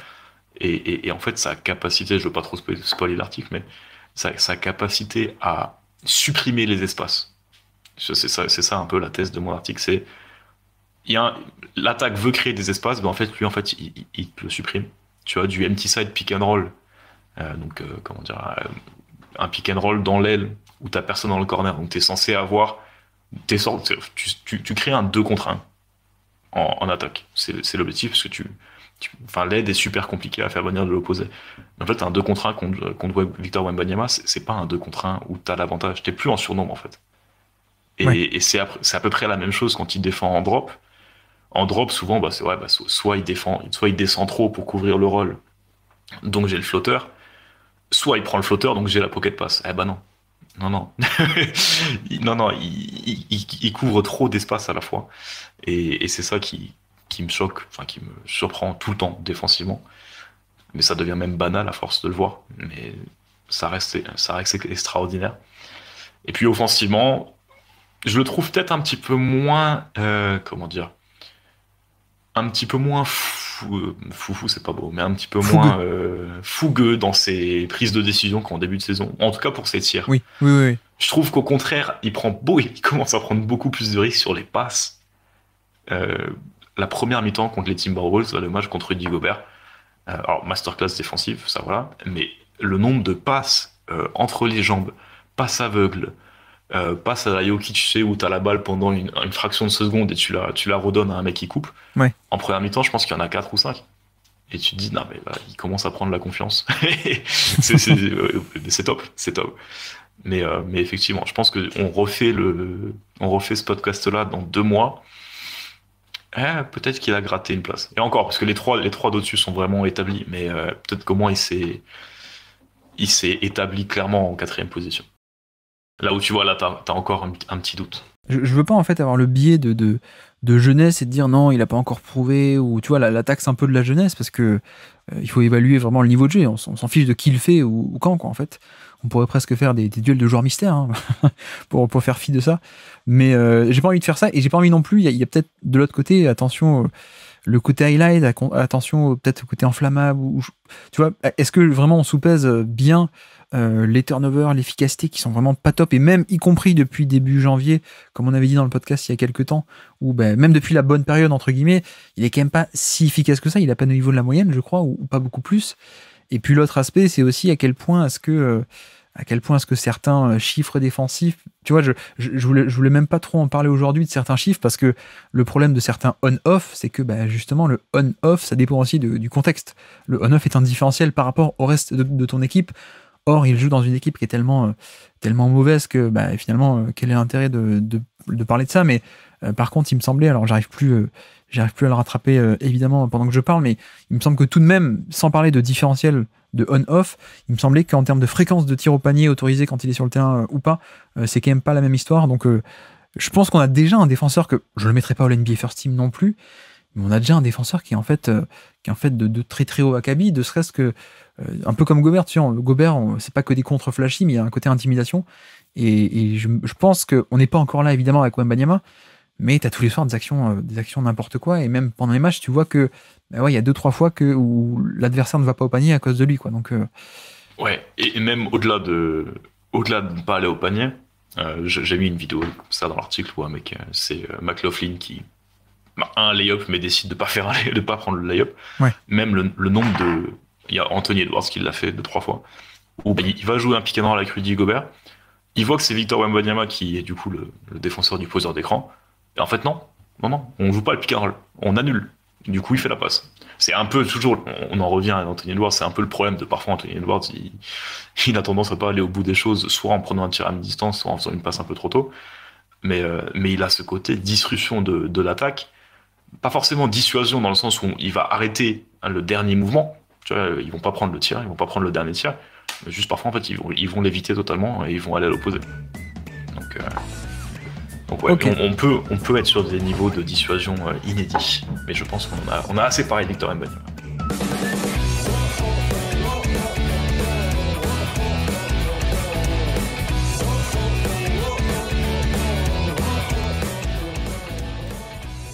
Et donc, après cette interminable heure des affiches de la semaine, on est en retard, Azad, mais donc le scouting de la semaine, on peut passer à la partie focus, j'oublie de dire ça même, on peut passer à la partie focus, donc le scouting de la semaine, on l'a déjà fait. On avait une stat et un thème libre, je te laisse aller sur la stat de la semaine, puisque on avait un peu la même idée, on a fait une image sur Twitter, tu l'as déjà diffusée, parler un peu des pull-ups de Wembanyama. Ouais, mais c'est fou. En fait, je préparais un épisode sur Wembanyama, du coup, qui va être enregistré un jour ou l'autre, je sais pas encore quand. Et donc, j'ai regardé des matchs, parce que j'ai pas que Excel chez moi, mais je suis quand même allé voir un peu les stats sur à peu près tout, en fait. J'avoue que j'ai passé pas mal de temps à éplucher toutes ces stats, surtout qu'on arrive à un volume d'actions suffisant, et anomalie un petit peu des stats. J'ai sur le 3 points. En fait, je suis allé regarder un peu où il situait au pull-up, et pull-up, j'ai pris les joueurs quand on faisait 2 ou plus par match, pour être à peu près dans la zone où il apparaît, et pouvoir le comparer avec des joueurs qui ont à peu près le même volume. Et ils sont 43 en NBA à prendre plus de 2 pull-up à 3 points par match, et il est 8e à la réussite sur pull-up à 3 points parmi la NBA, parmi ces 43-là, avec 38,8%. 39% de réussite sur les pull-ups à 3 points. C'est élite, en fait, parce qu'il fait partie de l'élite parmi l'élite. Et je trouve ça assez dingue, surtout que c'est un tir, c'est un mauvais... Enfin, le pull-up à 3 points, c'est un mauvais tir, entre guillemets, souvent en termes d'efficacité. Mais comme t'en parles beaucoup quand tu fais du scouting, ça peut être un élément, si tu le maîtrises, qui te fait passer d'un step à un autre très fortement, quoi. Et du coup, c'est aussi synonyme de toucher, en plus, souvent d'avoir une bonne qualité de pull-up à 3 points. Et ce toucher-là, tu le retrouves aussi quand tu regardes ses pourcentages de lancer franc, qui sont plutôt bons. Il est à 80% de réussite au lancer franc. Et du coup, il y a une autre façon de prendre des 3 points, c'est en catch and shoot. Et du coup, je suis allé regarder sur les joueurs en catch and shoot, donc qui en prennent plus de 3 par match, comme Wembanyama. Donc j'ai pris son volume et j'ai regardé par rapport à son volume. Donc ils sont 99 en NBA à prendre plus de 3 points, plus de 3 points en catch and shoot par match, 99. Et Wembanyama est 99e. Voilà. il est à 27% à 3 points sur les catch and shoot. C'est le pire joueur de spot-up de la NBA aussi quand tu regardes par play type de spot-up. Donc c'est un peu unique, c'est un peu bizarre. Et c'est Antoine Tartrou qui m'a envoyé une vidéo de Daniel Lee où il en parle un peu, où il est souvent court sur ses catch and shoot, et il y a un peu un côté de difficulté à se mettre en rythme, et c'est peut-être lié à sa taille aussi, ou peut-être lié aussi à la qualité des passes qu'il reçoit sur un catch and shoot, parce qu'en fait là, il y a une part un peu invisible du catch and shoot qui est tout ce qui va avant le moment où le ballon part des mains. Et c'est vrai qu'il y a tout un process à mettre en place de manière un peu biomécanique sur le catch and shoot, et qui est pas forcément toujours très naturel en fait à mettre en place. Et si ça se trouve, en fait, Wembanyama est peut-être a une biomécanique, ou en tout cas a fait plus de répétitions de pull-up à 3 points que de catch and shoot, et la réussite tourne mieux sur le pull-up. Il y a aussi une grosse possibilité, selon moi, qu'il y ait soit du bruit statistique parce que les échantillons sont encore trop petits, et que au bout d'un moment, ça se rejoigne à un moment donné. Vaut mieux que ça se rejoigne plus vers sa réussite au pull-up que vers sa réussite au catch and shoot, par contre. Mais il y a un peu de bruit statistique. Mais dans l'idée, voilà, c'est quand même un peu une anomalie. Donc, je trouvais ça marrant à souligner. Non, mais effectivement, je pense que c'est un peu une anomalie dans les deux cas, à mon avis. Oui. C'est-à-dire peut-être qu'il sera meilleur à terme en catch and shoot, sur des chiffres et un échantillon plus grand, et peut-être un peu moins bon sur pull-up, quoique je ne sais pas. Mais effectivement, le pull-up à 3 points a un effet de... Alors, il faut, à partir d'un certain niveau, alors c'est bien si t'es à 42% plutôt que 38%, on est d'accord, mais il y a un aspect de... Ça débloque des situations, en fait. Souvent, c'est le fait de posséder cette arme qui fait que les couvertures défensives en face vont pas être les mêmes. Donc c'est là où ça peut débloquer pas mal la situation un peu concrètement et tactiquement sur le terrain. La menace de ce pull-up une fois que tu l'as, la dangerosité de ce tir. Après, c'est vrai que le cas de Wembanyama est tellement à part que je n'imagine pas. Enfin, je pense qu'il a déjà la dangerosité en fait. je pense que de toute façon, à moins qu'il soit genre à 45% Stephen Curry à 3 points, mais je vois pas les défenses monter sur lui en fait. Je pense que les défenses toute sa vie elles vont essayer de rester bas et essayer de pas se faire déborder. D'ailleurs, il y a une action cette semaine là où il a joué contre Brooklyn et contre Nick Claxton. Je sais pas si tu l'as vu, il a fait des actions assez incroyables contre Brooklyn en termes de drive notamment. Il y en a une, il sort d'un dribble and off, je crois. Il sort d'un dribble and off, il passe la balle dans le dos et puis un truc de flexibilité qui est anormal pour sa taille. Mais surtout, il y en a un autre où une isolation, en fait, simple isolation, crossover. Je dépasse Nick Claxton et je vais de l'autre côté du panier finir avec du toucher de l'autre côté. Et t'as l'impression que Nick Claxton, t'as l'impression qu'il est petit, quoi. Alors qu'en fait, Claxton, c'est un pivot NBA quand même, qui est plutôt grand et plutôt long en plus. Et tout ça pour dire que je pense que ce sera un vrai bonus, mais je pense que ça changera pas forcément pour lui la géométrie du terrain et des défenses face à lui. Je sais pas si tu vois ce que je veux dire, mais de toute façon, c'est comme Giannis, quoi. Giannis, à moins que Giannis atteigne le niveau 45% à 3 points, quoi qu'il se passe, les défenses seront plutôt sur prioriser défendre le drive, quoi. Oui, c'est ça. En fait, ça va juste rajouter des possibilités pour lui, mais je pense que les défenses sont déjà un peu bloquées parce que si tu choisis une match-up grande sur lui, il va plutôt jouer face au panier et essayer de du coup faire que le défenseur qui a pas l'habitude de défendre justement sur des extérieurs soit en difficulté. On l'a vu avec Gobert par exemple, qui avait défendu sur lui à certains moments, même Chet Holmgren. Et du coup, les défenses parfois du coup vont mettre des joueurs plus petits sur lui. Et dans ce cas-là, lui, il va plus jouer peut-être dos au panier sur du post-up, mais du coup va encore attirer un deuxième défenseur pour une autre raison.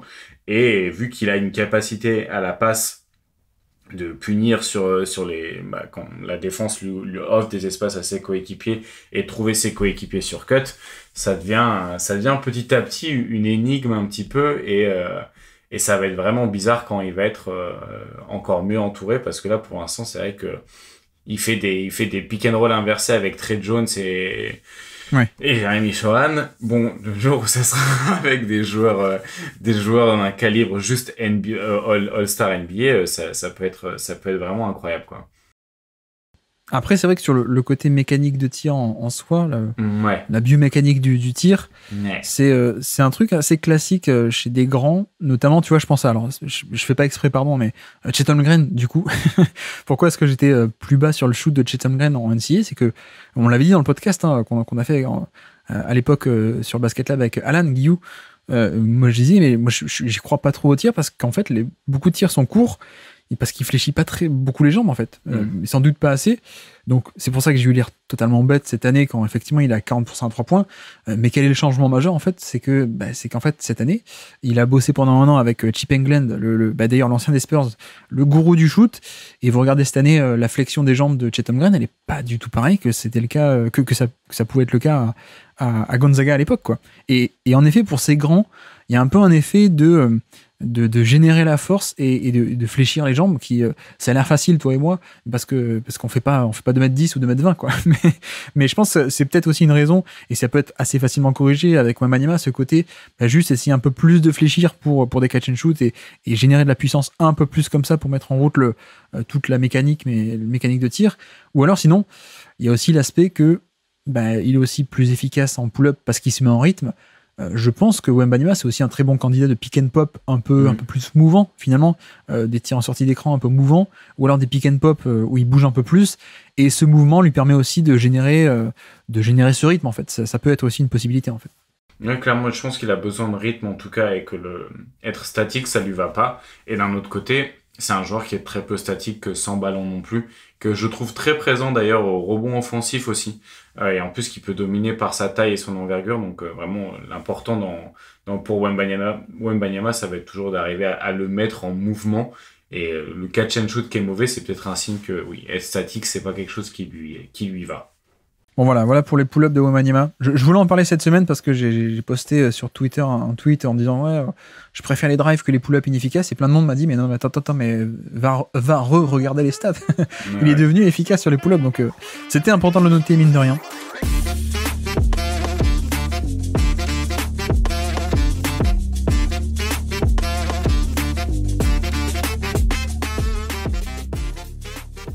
Mais non, mais en effet, donc le Spurs contre Knicks, c'était le fameux match entre les 40 points et 20 rebonds de Wembanyama contre les plus de 60 points de Jalen Brunson.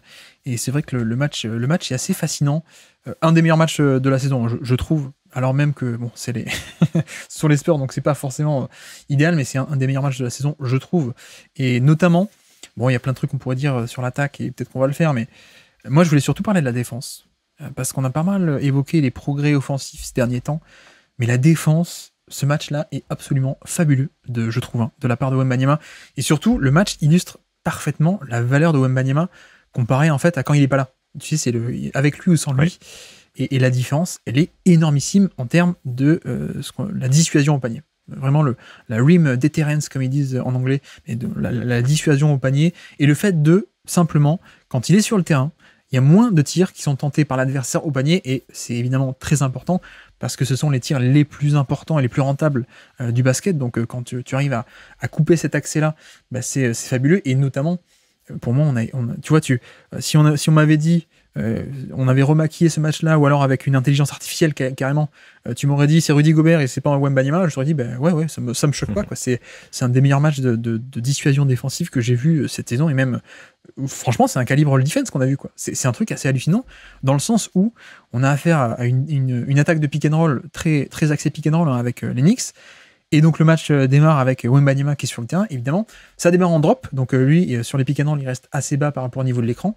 Et en fait, quand il est sur le terrain, les Knicks ne vont pas au panier. C'est très simple, les Knicks ne vont pas au panier du tout.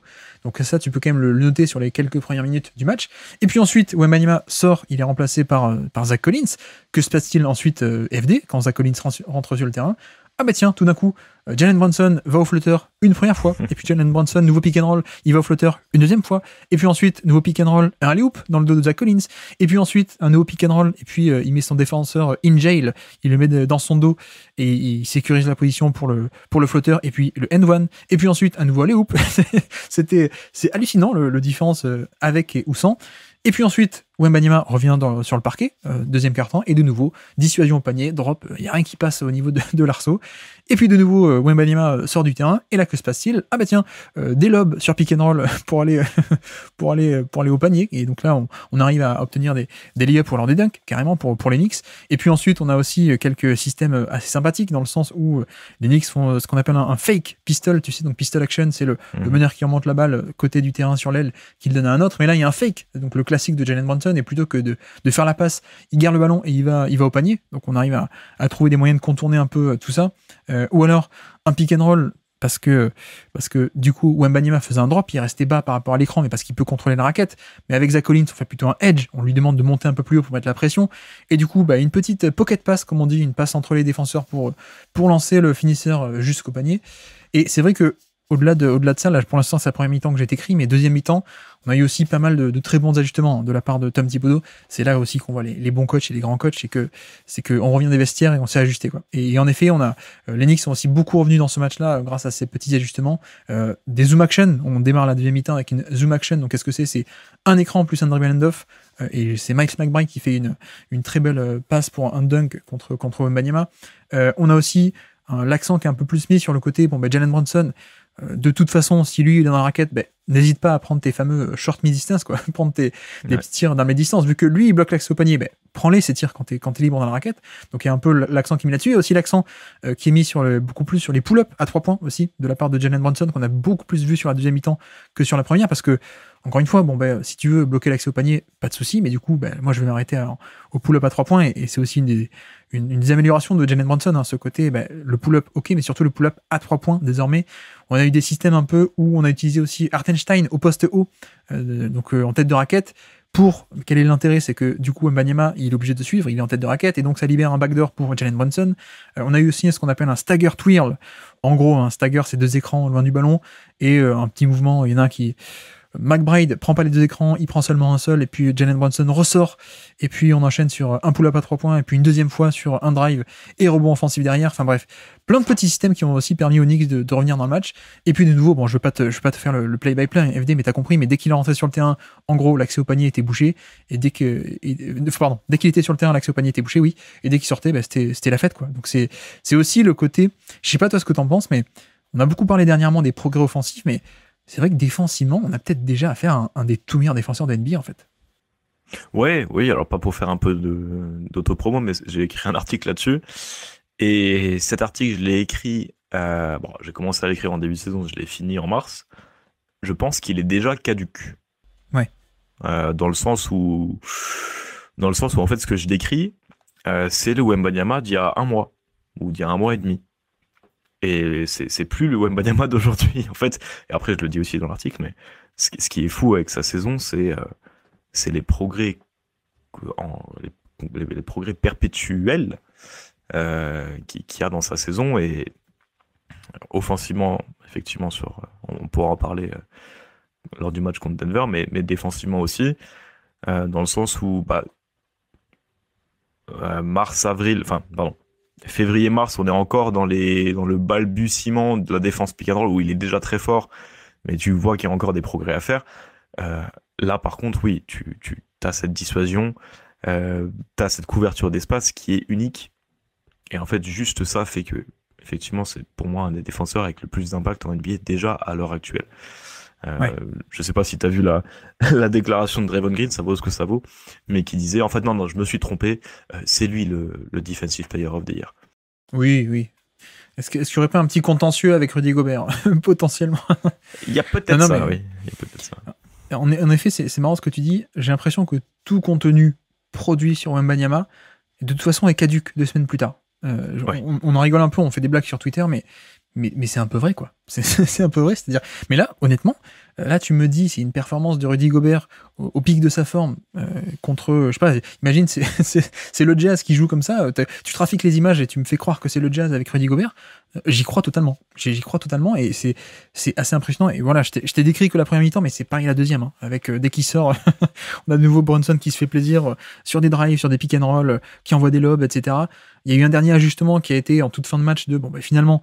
On va essayer carrément de pas aller sur Wembanyama. Donc juste plutôt que faire des pick and roll, juste en fait on va faire attaquer Brunson sur isolation ou alors sur pick and roll entre petits.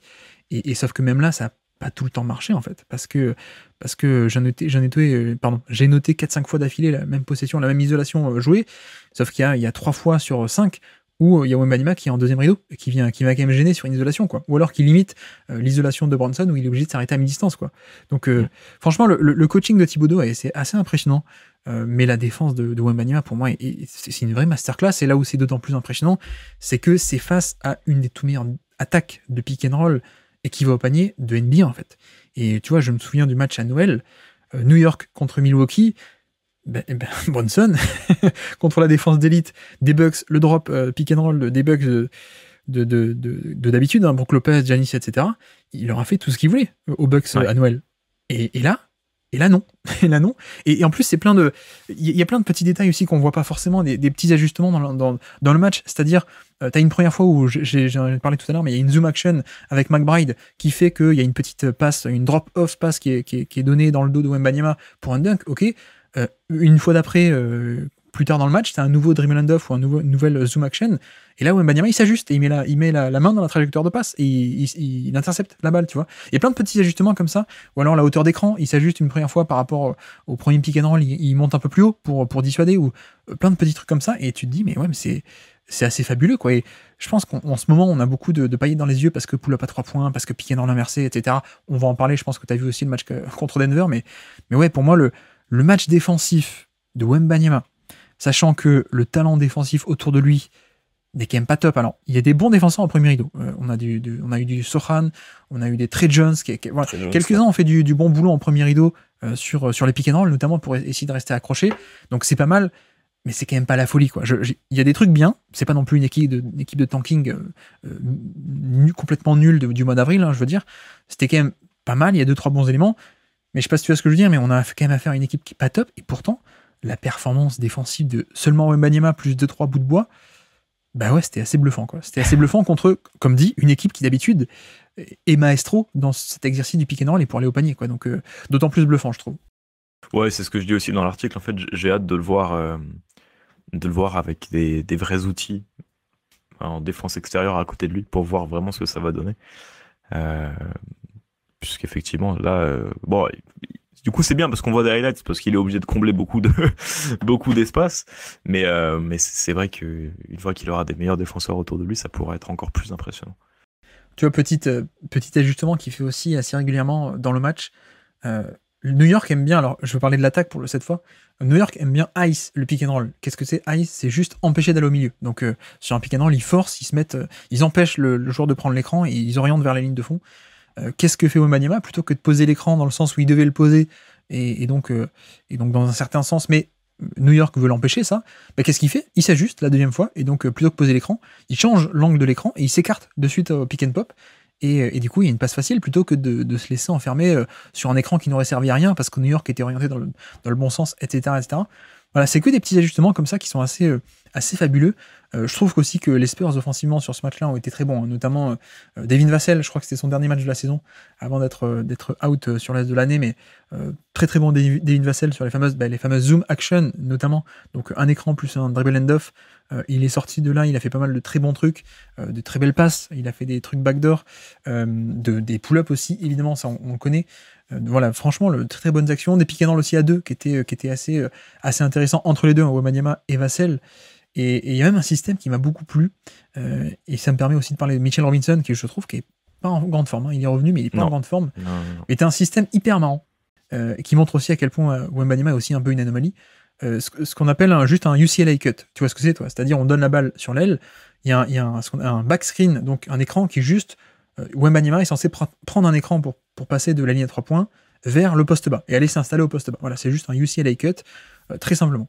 Que se passe-t-il sur ce cut, sur cet écran? Mitchell Robinson, il contourne l'écran et il va dans la zone du post-up. Il dit bon, ok, j'y vais, je m'installe. Et en fait non, le système appelé en sortie de temps mort par Popovich, c'est un UCLA cut, mais pour un 3 points de Wembanyama. Et donc en fait, Mitchell Robinson, il va s'installer au poste bas comme s'il allait au poste bas. Mais non, parce que Wembanyama, lui, il file dans le corner et puis il a un 3 points ouvert comme ça. Et tu te dis mais qui fait ça en fait? Qui fait ça? Parce que même Jokic fait pas trop ça, quoi. Et donc j'ai bien aimé aussi cet aspect offensif des Spurs et le play calling de Popovich. Il y a pas mal de systèmes assez sympas, mais celui-ci m'a fait sourire parce que vraiment c'est le côté t'as un géant qui est dominant défensivement, qui est aussi très bon au poste bas, on l'a vu. Et qu'il a en fait sur un simple cut où tu te dis c'est le classique, hein, le cut pour aller m'installer au poste bas. Non, lui il va punir le mec qui contourne l'écran, il va directement sur le pick and pop dans le corner, quoi. Donc c'était assez marrant. Mais voilà, je pense qu'on a plein de plus de trucs à dire sur ce match-là. Et on va plutôt avancer parce que notamment tu as vu aussi, pour rester sur ce thème des Spurs, tu as vu les Spurs contre Denver quelques jours plus tard. Ouais, après moi la première chose que je me note, tu te rappelles de la première action offensive du match de San Antonio? C'est Wembanyama qui prend un écran en tant que porteur de balle et qui fait une magnifique pocket pass. Je sais plus pour qui c'est, mais la passe est superbe. Et en fait, tu dis, wow. En fait, c'est bon. La phase de test, elle est terminée. On a terminé de prétendre que, en fait, on voulait que Wembanyama soit un joueur de bout de chaîne. Non, c'est bon. On sait maintenant. On veut que ce soit le porteur de balle principal. C'est assumé, et puis là on teste et ça donne des résultats super intéressants. Tu parlais avant du UCLA cut pour un tir à 3 points. Il y a plein, quand on regarde le match, il y a au moins 20 fois par match, je me dis mais non, c'est pas possible. Et en fait c'est possible. Après je me suis noté deux trois autres observations un peu microscopiques parce que maintenant les équipes on les connaît. Moi c'est la première fois que je vois autant une équipe, et notamment Jokic, se servir de l'arceau, tu sais, alors on peut appeler ça des laybacks, tu sais, où t'es à gauche du panier et tu vas finir à droite en restant dos au panier. Un layback, un reverse shot, enfin voilà. Ouais. Utiliser ça en ayant Wembanyama derrière soi. Et en fait, utiliser l'arceau comme obstacle au bras de Wembanyama. Je sais pas si se protéger de Wembanyama, ouais, tu veux dire. C'est ça, en fait. Tu fais genre, tu vas shooter côté droit et en fait tu finis côté gauche pour faire beaucoup de chemin, quoi. Ouais, parce que Jokic l'a fait une fois, Aaron Gordon l'a fait une deuxième fois, il a provoqué un N1. C'est super drôle parce qu'en fait, bon, il fait combien? Il fait 9 contres sur le match, il me semble, Wembanyama, dont 2 de suite sur Jokic, où c'est clairement l'image qu'on s'était dit à son arrivée en NBA en se disant non mais au poste bas contre Jokic il pourra pas tenir. Et en fait sur le match il compte quelques fois, il se fait marquer dessus quelques fois, et puis surtout les Spurs. T'as entendu la déclaration de Jokic ou pas après match?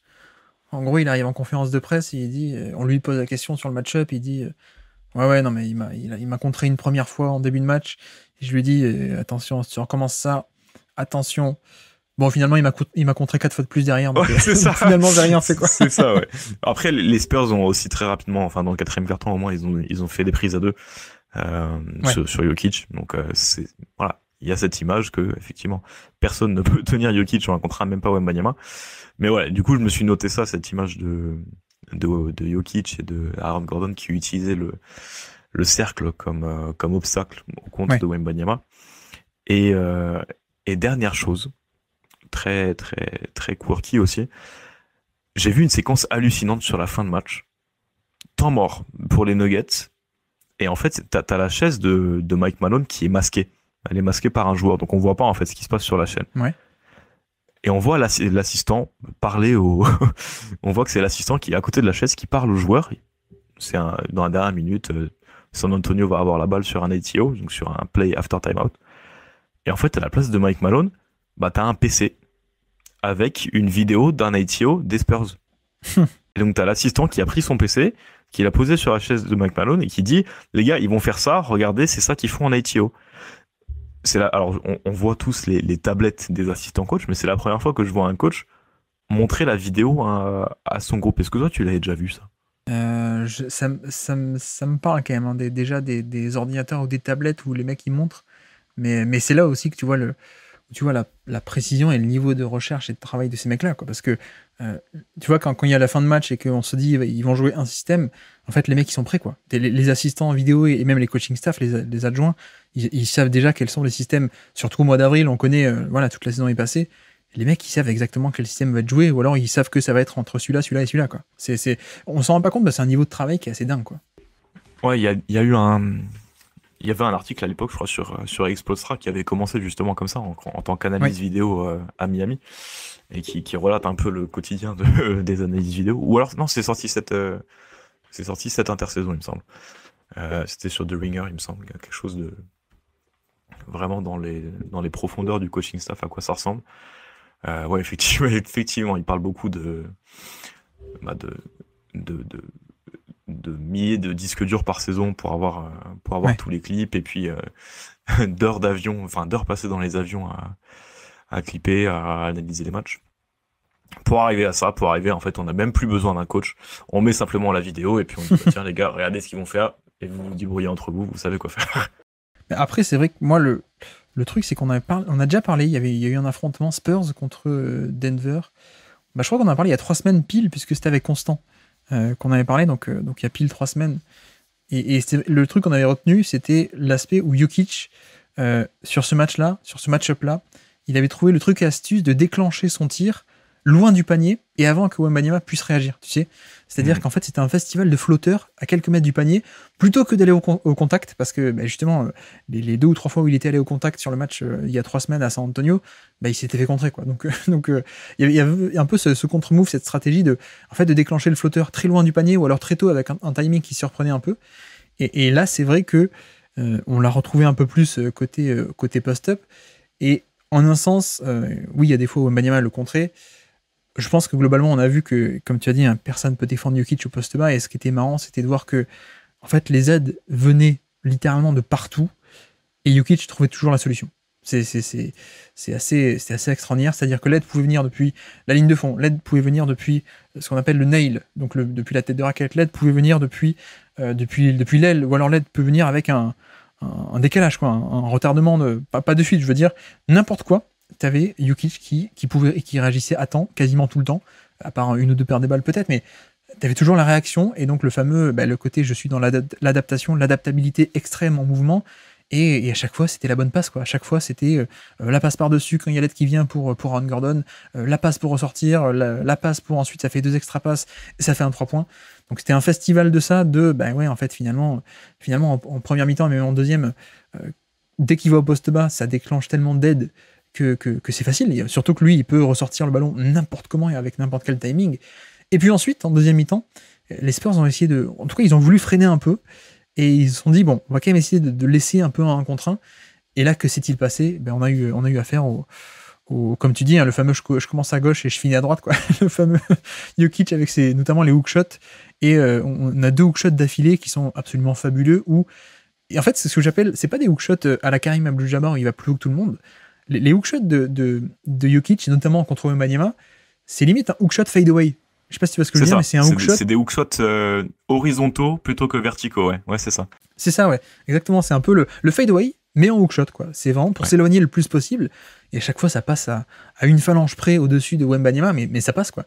Et tu dis, mais il y en a combien des joueurs qui sont capables de passer par-dessus toute la longueur de Wembanyama sur des hook-shots. Donc ça, c'était assez marrant, évidemment, ce côté-là. Et puis, quand même, j'ai parlé de la défense contre les Knicks. Je vais parler un peu de l'attaque, même si tu l'as déjà fait, mais festival de pick and roll inversé. Vraiment festival de pick and roll inversé avec Wembanyama, où, en fait, comme tu dis, on démarre le match avec 2 magnifiques passes sur pick and roll inversé. Et donc ça, on l'a vu au tout début de match. On attaque une nouvelle fois, et Wembanyama attaque Jokic dans l'espace après que le pick and roll donne rien, entre guillemets. Une nouvelle fois pick and roll inversé. Donc pick and roll inversé, c'est le gros qui a le ballon et le petit qui pose l'écran. Pardon, je l'ai même pas précisé. Un nouveau pick and roll inversé, on enchaîne, et pull-up à 3 points de la part de Wembanyama. Un nouveau pick and roll, et bref, pourquoi est-ce que je dis tout ça ? C'est parce que ça permet un peu de débloquer son passing, et surtout, ça permet aussi à Wembanyama d'attaquer Jokic dans l'espace. Et pour moi, c'était un peu une notion clé, parce que si tu envoies Wembanyama au poste bas, bah, finalement, il y a quand même encore des défauts. Et même pas que face à Jokic, qui est très costaud, mais même, tu vois, les Nuggets, c'était assez... Denver était assez à l'aise de le faire défendre, parfois sur des switches, même par Christian Brown, parfois même par Peyton Watson, qui est plutôt un ailier, et parce que Wembanyama n'a pas ce truc de... Enfin, il a un centre de gravité très haut, il n'est pas encore très costaud, donc face à des mecs un peu plus petits, il va pas arriver à les enfoncer totalement. Donc, je pense que c'était aussi une bonne stratégie, que ce soit piqué dans l'inversé, ou alors même, tu vois, parfois c'était simple isolation depuis un 5-out, en fait, d'attaquer Jokic dans l'espace, et ça a plutôt pas mal marché. Donc, j'ai beaucoup aimé cet aspect-là aussi, et je voulais aussi insister sur un autre point, qui est que pourquoi est-ce que les Spurs ont pour l'instant un peu de difficulté, et ça paraît normal, mais tu vois, il y a un point clé pour moi sur ce match-là qu'on a vu, c'est que Jokic était en drop. Défensivement, il était en drop. Et ce qui, en fait, permet de bloquer pas mal l'attaque des Spurs. Donc, drop, c'est rester très bas par rapport au niveau de l'écran. Mais c'est ce qui permet aussi de bloquer tout ce qui peut être le jeu en short roll, par exemple, de Wembanyama. C'est-à-dire, il reçoit la balle en sortie du pick and roll et il peut ensuite faire une action, soit une passe, soit un dribble, et je vais au panier. Et ça bloque un peu tout ça. Et le point clé, c'est que les porteurs de balle des Spurs n'ont pas de pull-up, en fait. Ne sont pas assez forts au niveau du scoring pour faire que Jokic serait obligé de monter sur le pick and roll.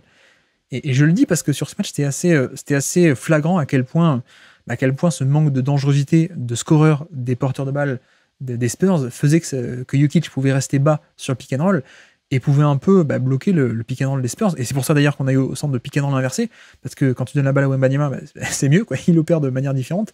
Alors que sur des pick and roll un peu classiques 1-5 plutôt que 5-1, l'espace était un peu bouché, quoi, parce que Jokic il pouvait un peu reculer et il n'y a pas forcément le lob. Alors, il l'a fait une fois parce que Wembanyama c'est Wembanyama, donc une fois il est arrivé à aller au alley-oop, mais tu vois, pour moi c'est un peu un point clé qui va rapidement être réglé, je l'espère, et qui pourrait débloquer tellement plus de choses actuellement dans le jeu de Wembanyama, c'est-à-dire qu'à partir du moment où tu auras un bon joueur de pull-up sur pick and roll, tout ce qui se passe après l'écran et quand la défense sort sur le pick and roll, ça va être d'autant plus profitable pour Wembanyama. Absolument, on en revient à la même chose que la défense, en fait. À partir du moment où il aura des meilleurs coéquipiers, ça va être amplifié, ça va être mieux utilisé, et ça va être encore plus impressionnant. Ouais. Et puis, est-ce que tu as d'autres choses à rajouter sur ce match, tu me dis? Non, super passe de Jokic, tu sais, qui traverse le... Laquelle? Alors, il y en a deux. Il y en a une qui est impressionnante, qui va de corner à corner. Donc, oui. Il est dans le corner droit, il y a prise à deux, il arrive à faire passer la balle derrière le panier, enfin derrière et sous le panier, pour un tir à 3 points de Michael Porter Jr. Et il y en a une sur une remise en jeu, où il fait une passe à la Michael Vick ou n'importe quel quarterback de NFL, qui arrive parfaitement dans... il me semble que c'est encore Michael Porter Jr., décidément, qui traverse tout le terrain, et puis tu te dis... Non, Michael Vick, il faut que tu bosses tes références NFL, KMFD. Michael Vick, c'était la course. C'était ça, hein. Michael Vick, c'était un mec qui courait beaucoup. Mais il y avait des belles passes longues, c'est pour ça que je disais ça, parce qu'elles étaient rapides. C'est vrai. Non, mais moi je dis ça parce que c'est peut-être 10 ans maintenant que c'est fini Michael Vick en NFL. Ouais, non, mais en plus ça n'a aucun sens, parce qu'il était gaucher, rapide, petit, et pas du tout Jokic-esque en fait. Tu vois, tu m'aurais dit Peyton Manning à Denver en plus, tu vois. J'aurais pu dire ça. John Elway, j'aurais dû dire ça. Oui, il y a aussi une touch pass qui est assez impressionnante, mais on les relève même plus, hein, tellement c'est impressionnant. Mais oui, franchement, bon match des Spurs aussi, hein, mine de rien. Qui, je l'ai pas non plus, je veux pas insister, mais le jeu en transition aussi fait du bien. Mais voilà pour ce match-là.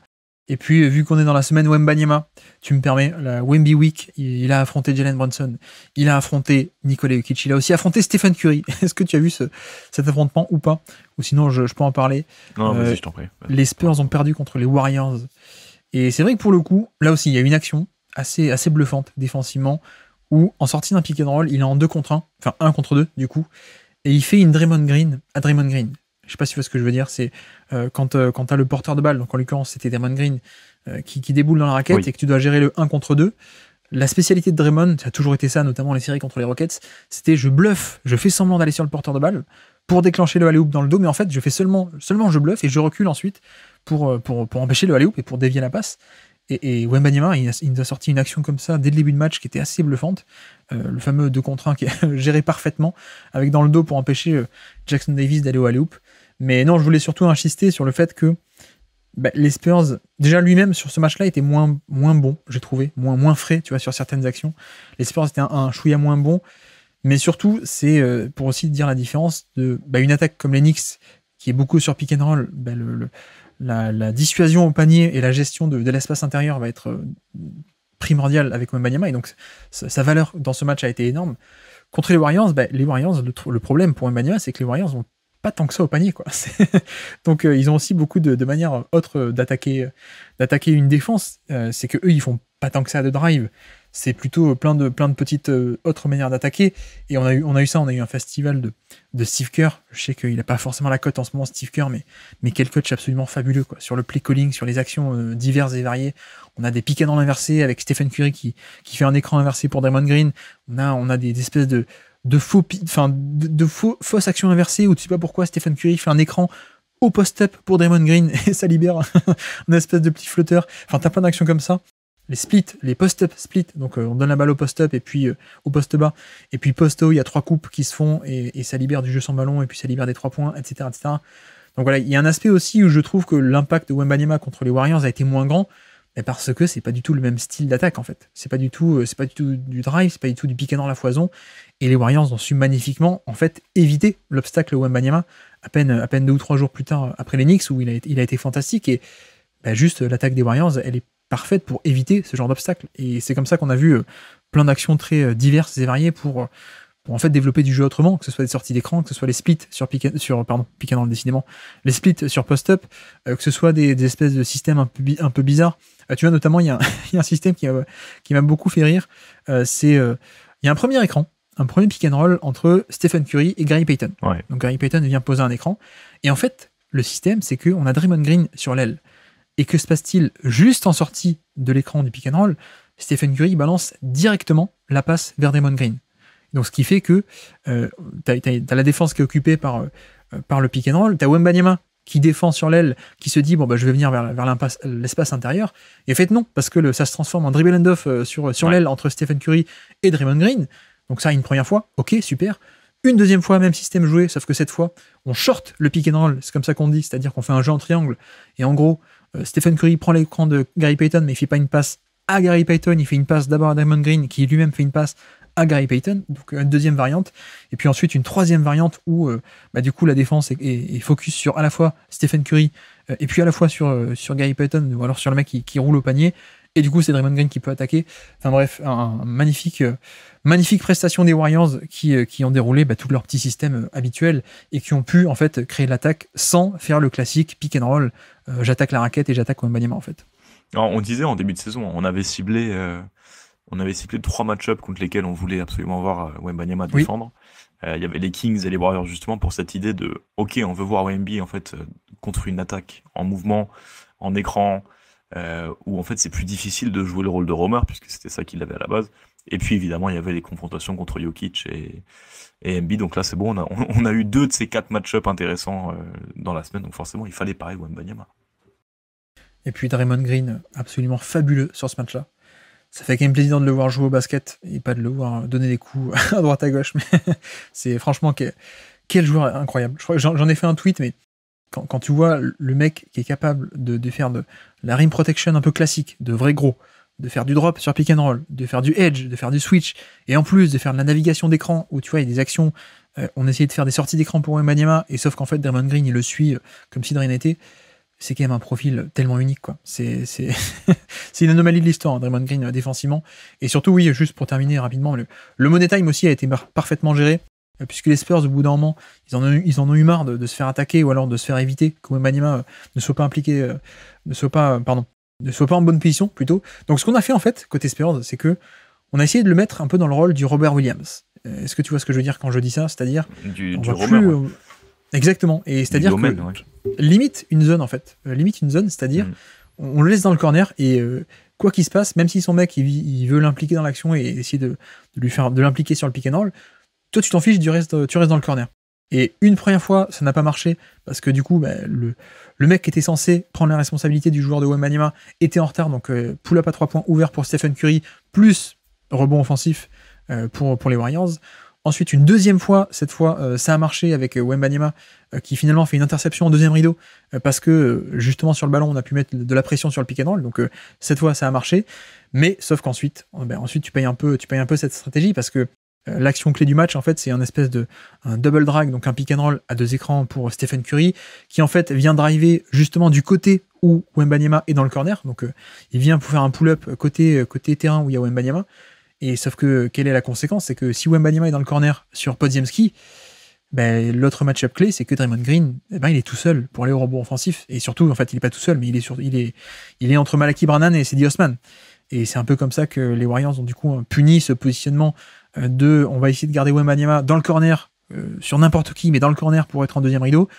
Le problème, c'est que sur un rebond offensif, Draymond Green était complètement libre, et donc il a pu aller chercher le rebond offensif, ressortir, et puis Klay Thompson qui met le 3 points, le dagger, comme on dit, le couteau, la dague pour passer le 3 points. Mince, comment on dit en français, FD, je perds mes mots. Quelle est la traduction française?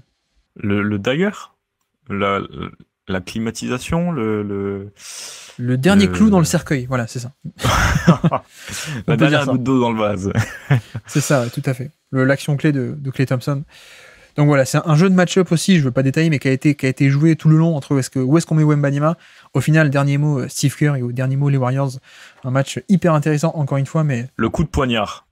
Le coup de poignard, merci. Dagger. Exactement, un coup de poignard. Voilà. Oh là là. J'allais dire, je suis déçu, FD. Je suis déçu que la saison s'arrête bientôt, en fait. Parce que, imagine, la saison régulière s'était terminée en décembre.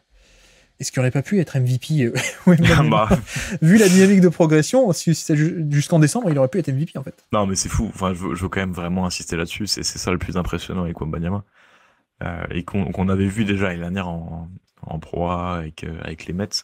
Mais cette capacité à progresser toutes les semaines, pour moi, c'est vraiment ça son aspect le plus unique, en fait, sur sa première année. Et on va passer pour des chauvins. Et je peux entendre la critique, hein. Mais honnêtement, j'ai jamais vu ça. J'ai jamais vu ça. Et même, tu vois, je me remémorais Luka Doncic, sa saison rookie. C'était moins impressionnant. Je suis pas sûr que ce soit moins fort. Je sais pas, mais en tout cas, c'était moins bluffant parce que c'était juste, en fait, le mec qui arrive dans un rôle, certes, le rôle majeur de NBA, c'est-à-dire le créateur principal. Et il arrive, il est tout de suite bon, en fait. Et donc, c'était bluffant aussi. Mais là, avec Wembanyama, on a un côté où il arrive, il est de suite bon, mais déjà, il a moins d'expérience. Il est moins vieux. Et puis surtout, en fait, il y a un côté, c'est pas juste qu'il est bon, c'est qu'il fait des actions d'alien, quoi, d'extraterrestre. Donc, je sais pas toi quel souvenir t'as de Luka Doncic, mais Doncic, pour moi, j'avais plus le souvenir de, il arrive, il est de suite top 20 NBA ou top 30 plutôt. Ouais. Et de suite top 30 NBA, ce qui est bluffant, mais voilà, en novembre, on avait déjà le joueur qui était quasiment la version finie du joueur, sur le reste de la saison rookie, je veux dire, c'était déjà très fort d'un coup, mais bon, mais voilà, c'est catégorie go-to-guy d'entrée de jeu, quoi. Là où Wembanyama, c'est juste que, en fait, ça progresse de semaine en semaine, et que t'as l'impression qu'il n'y a pas de plafond, et que tu te dis, en fait, on n'a jamais vu ça, quoi. Luka Doncic, on a déjà vu, c'est un mélange entre LeBron James et James Harden, c'est l'héliocentrique, c'est le scoreur implacable, etc., etc.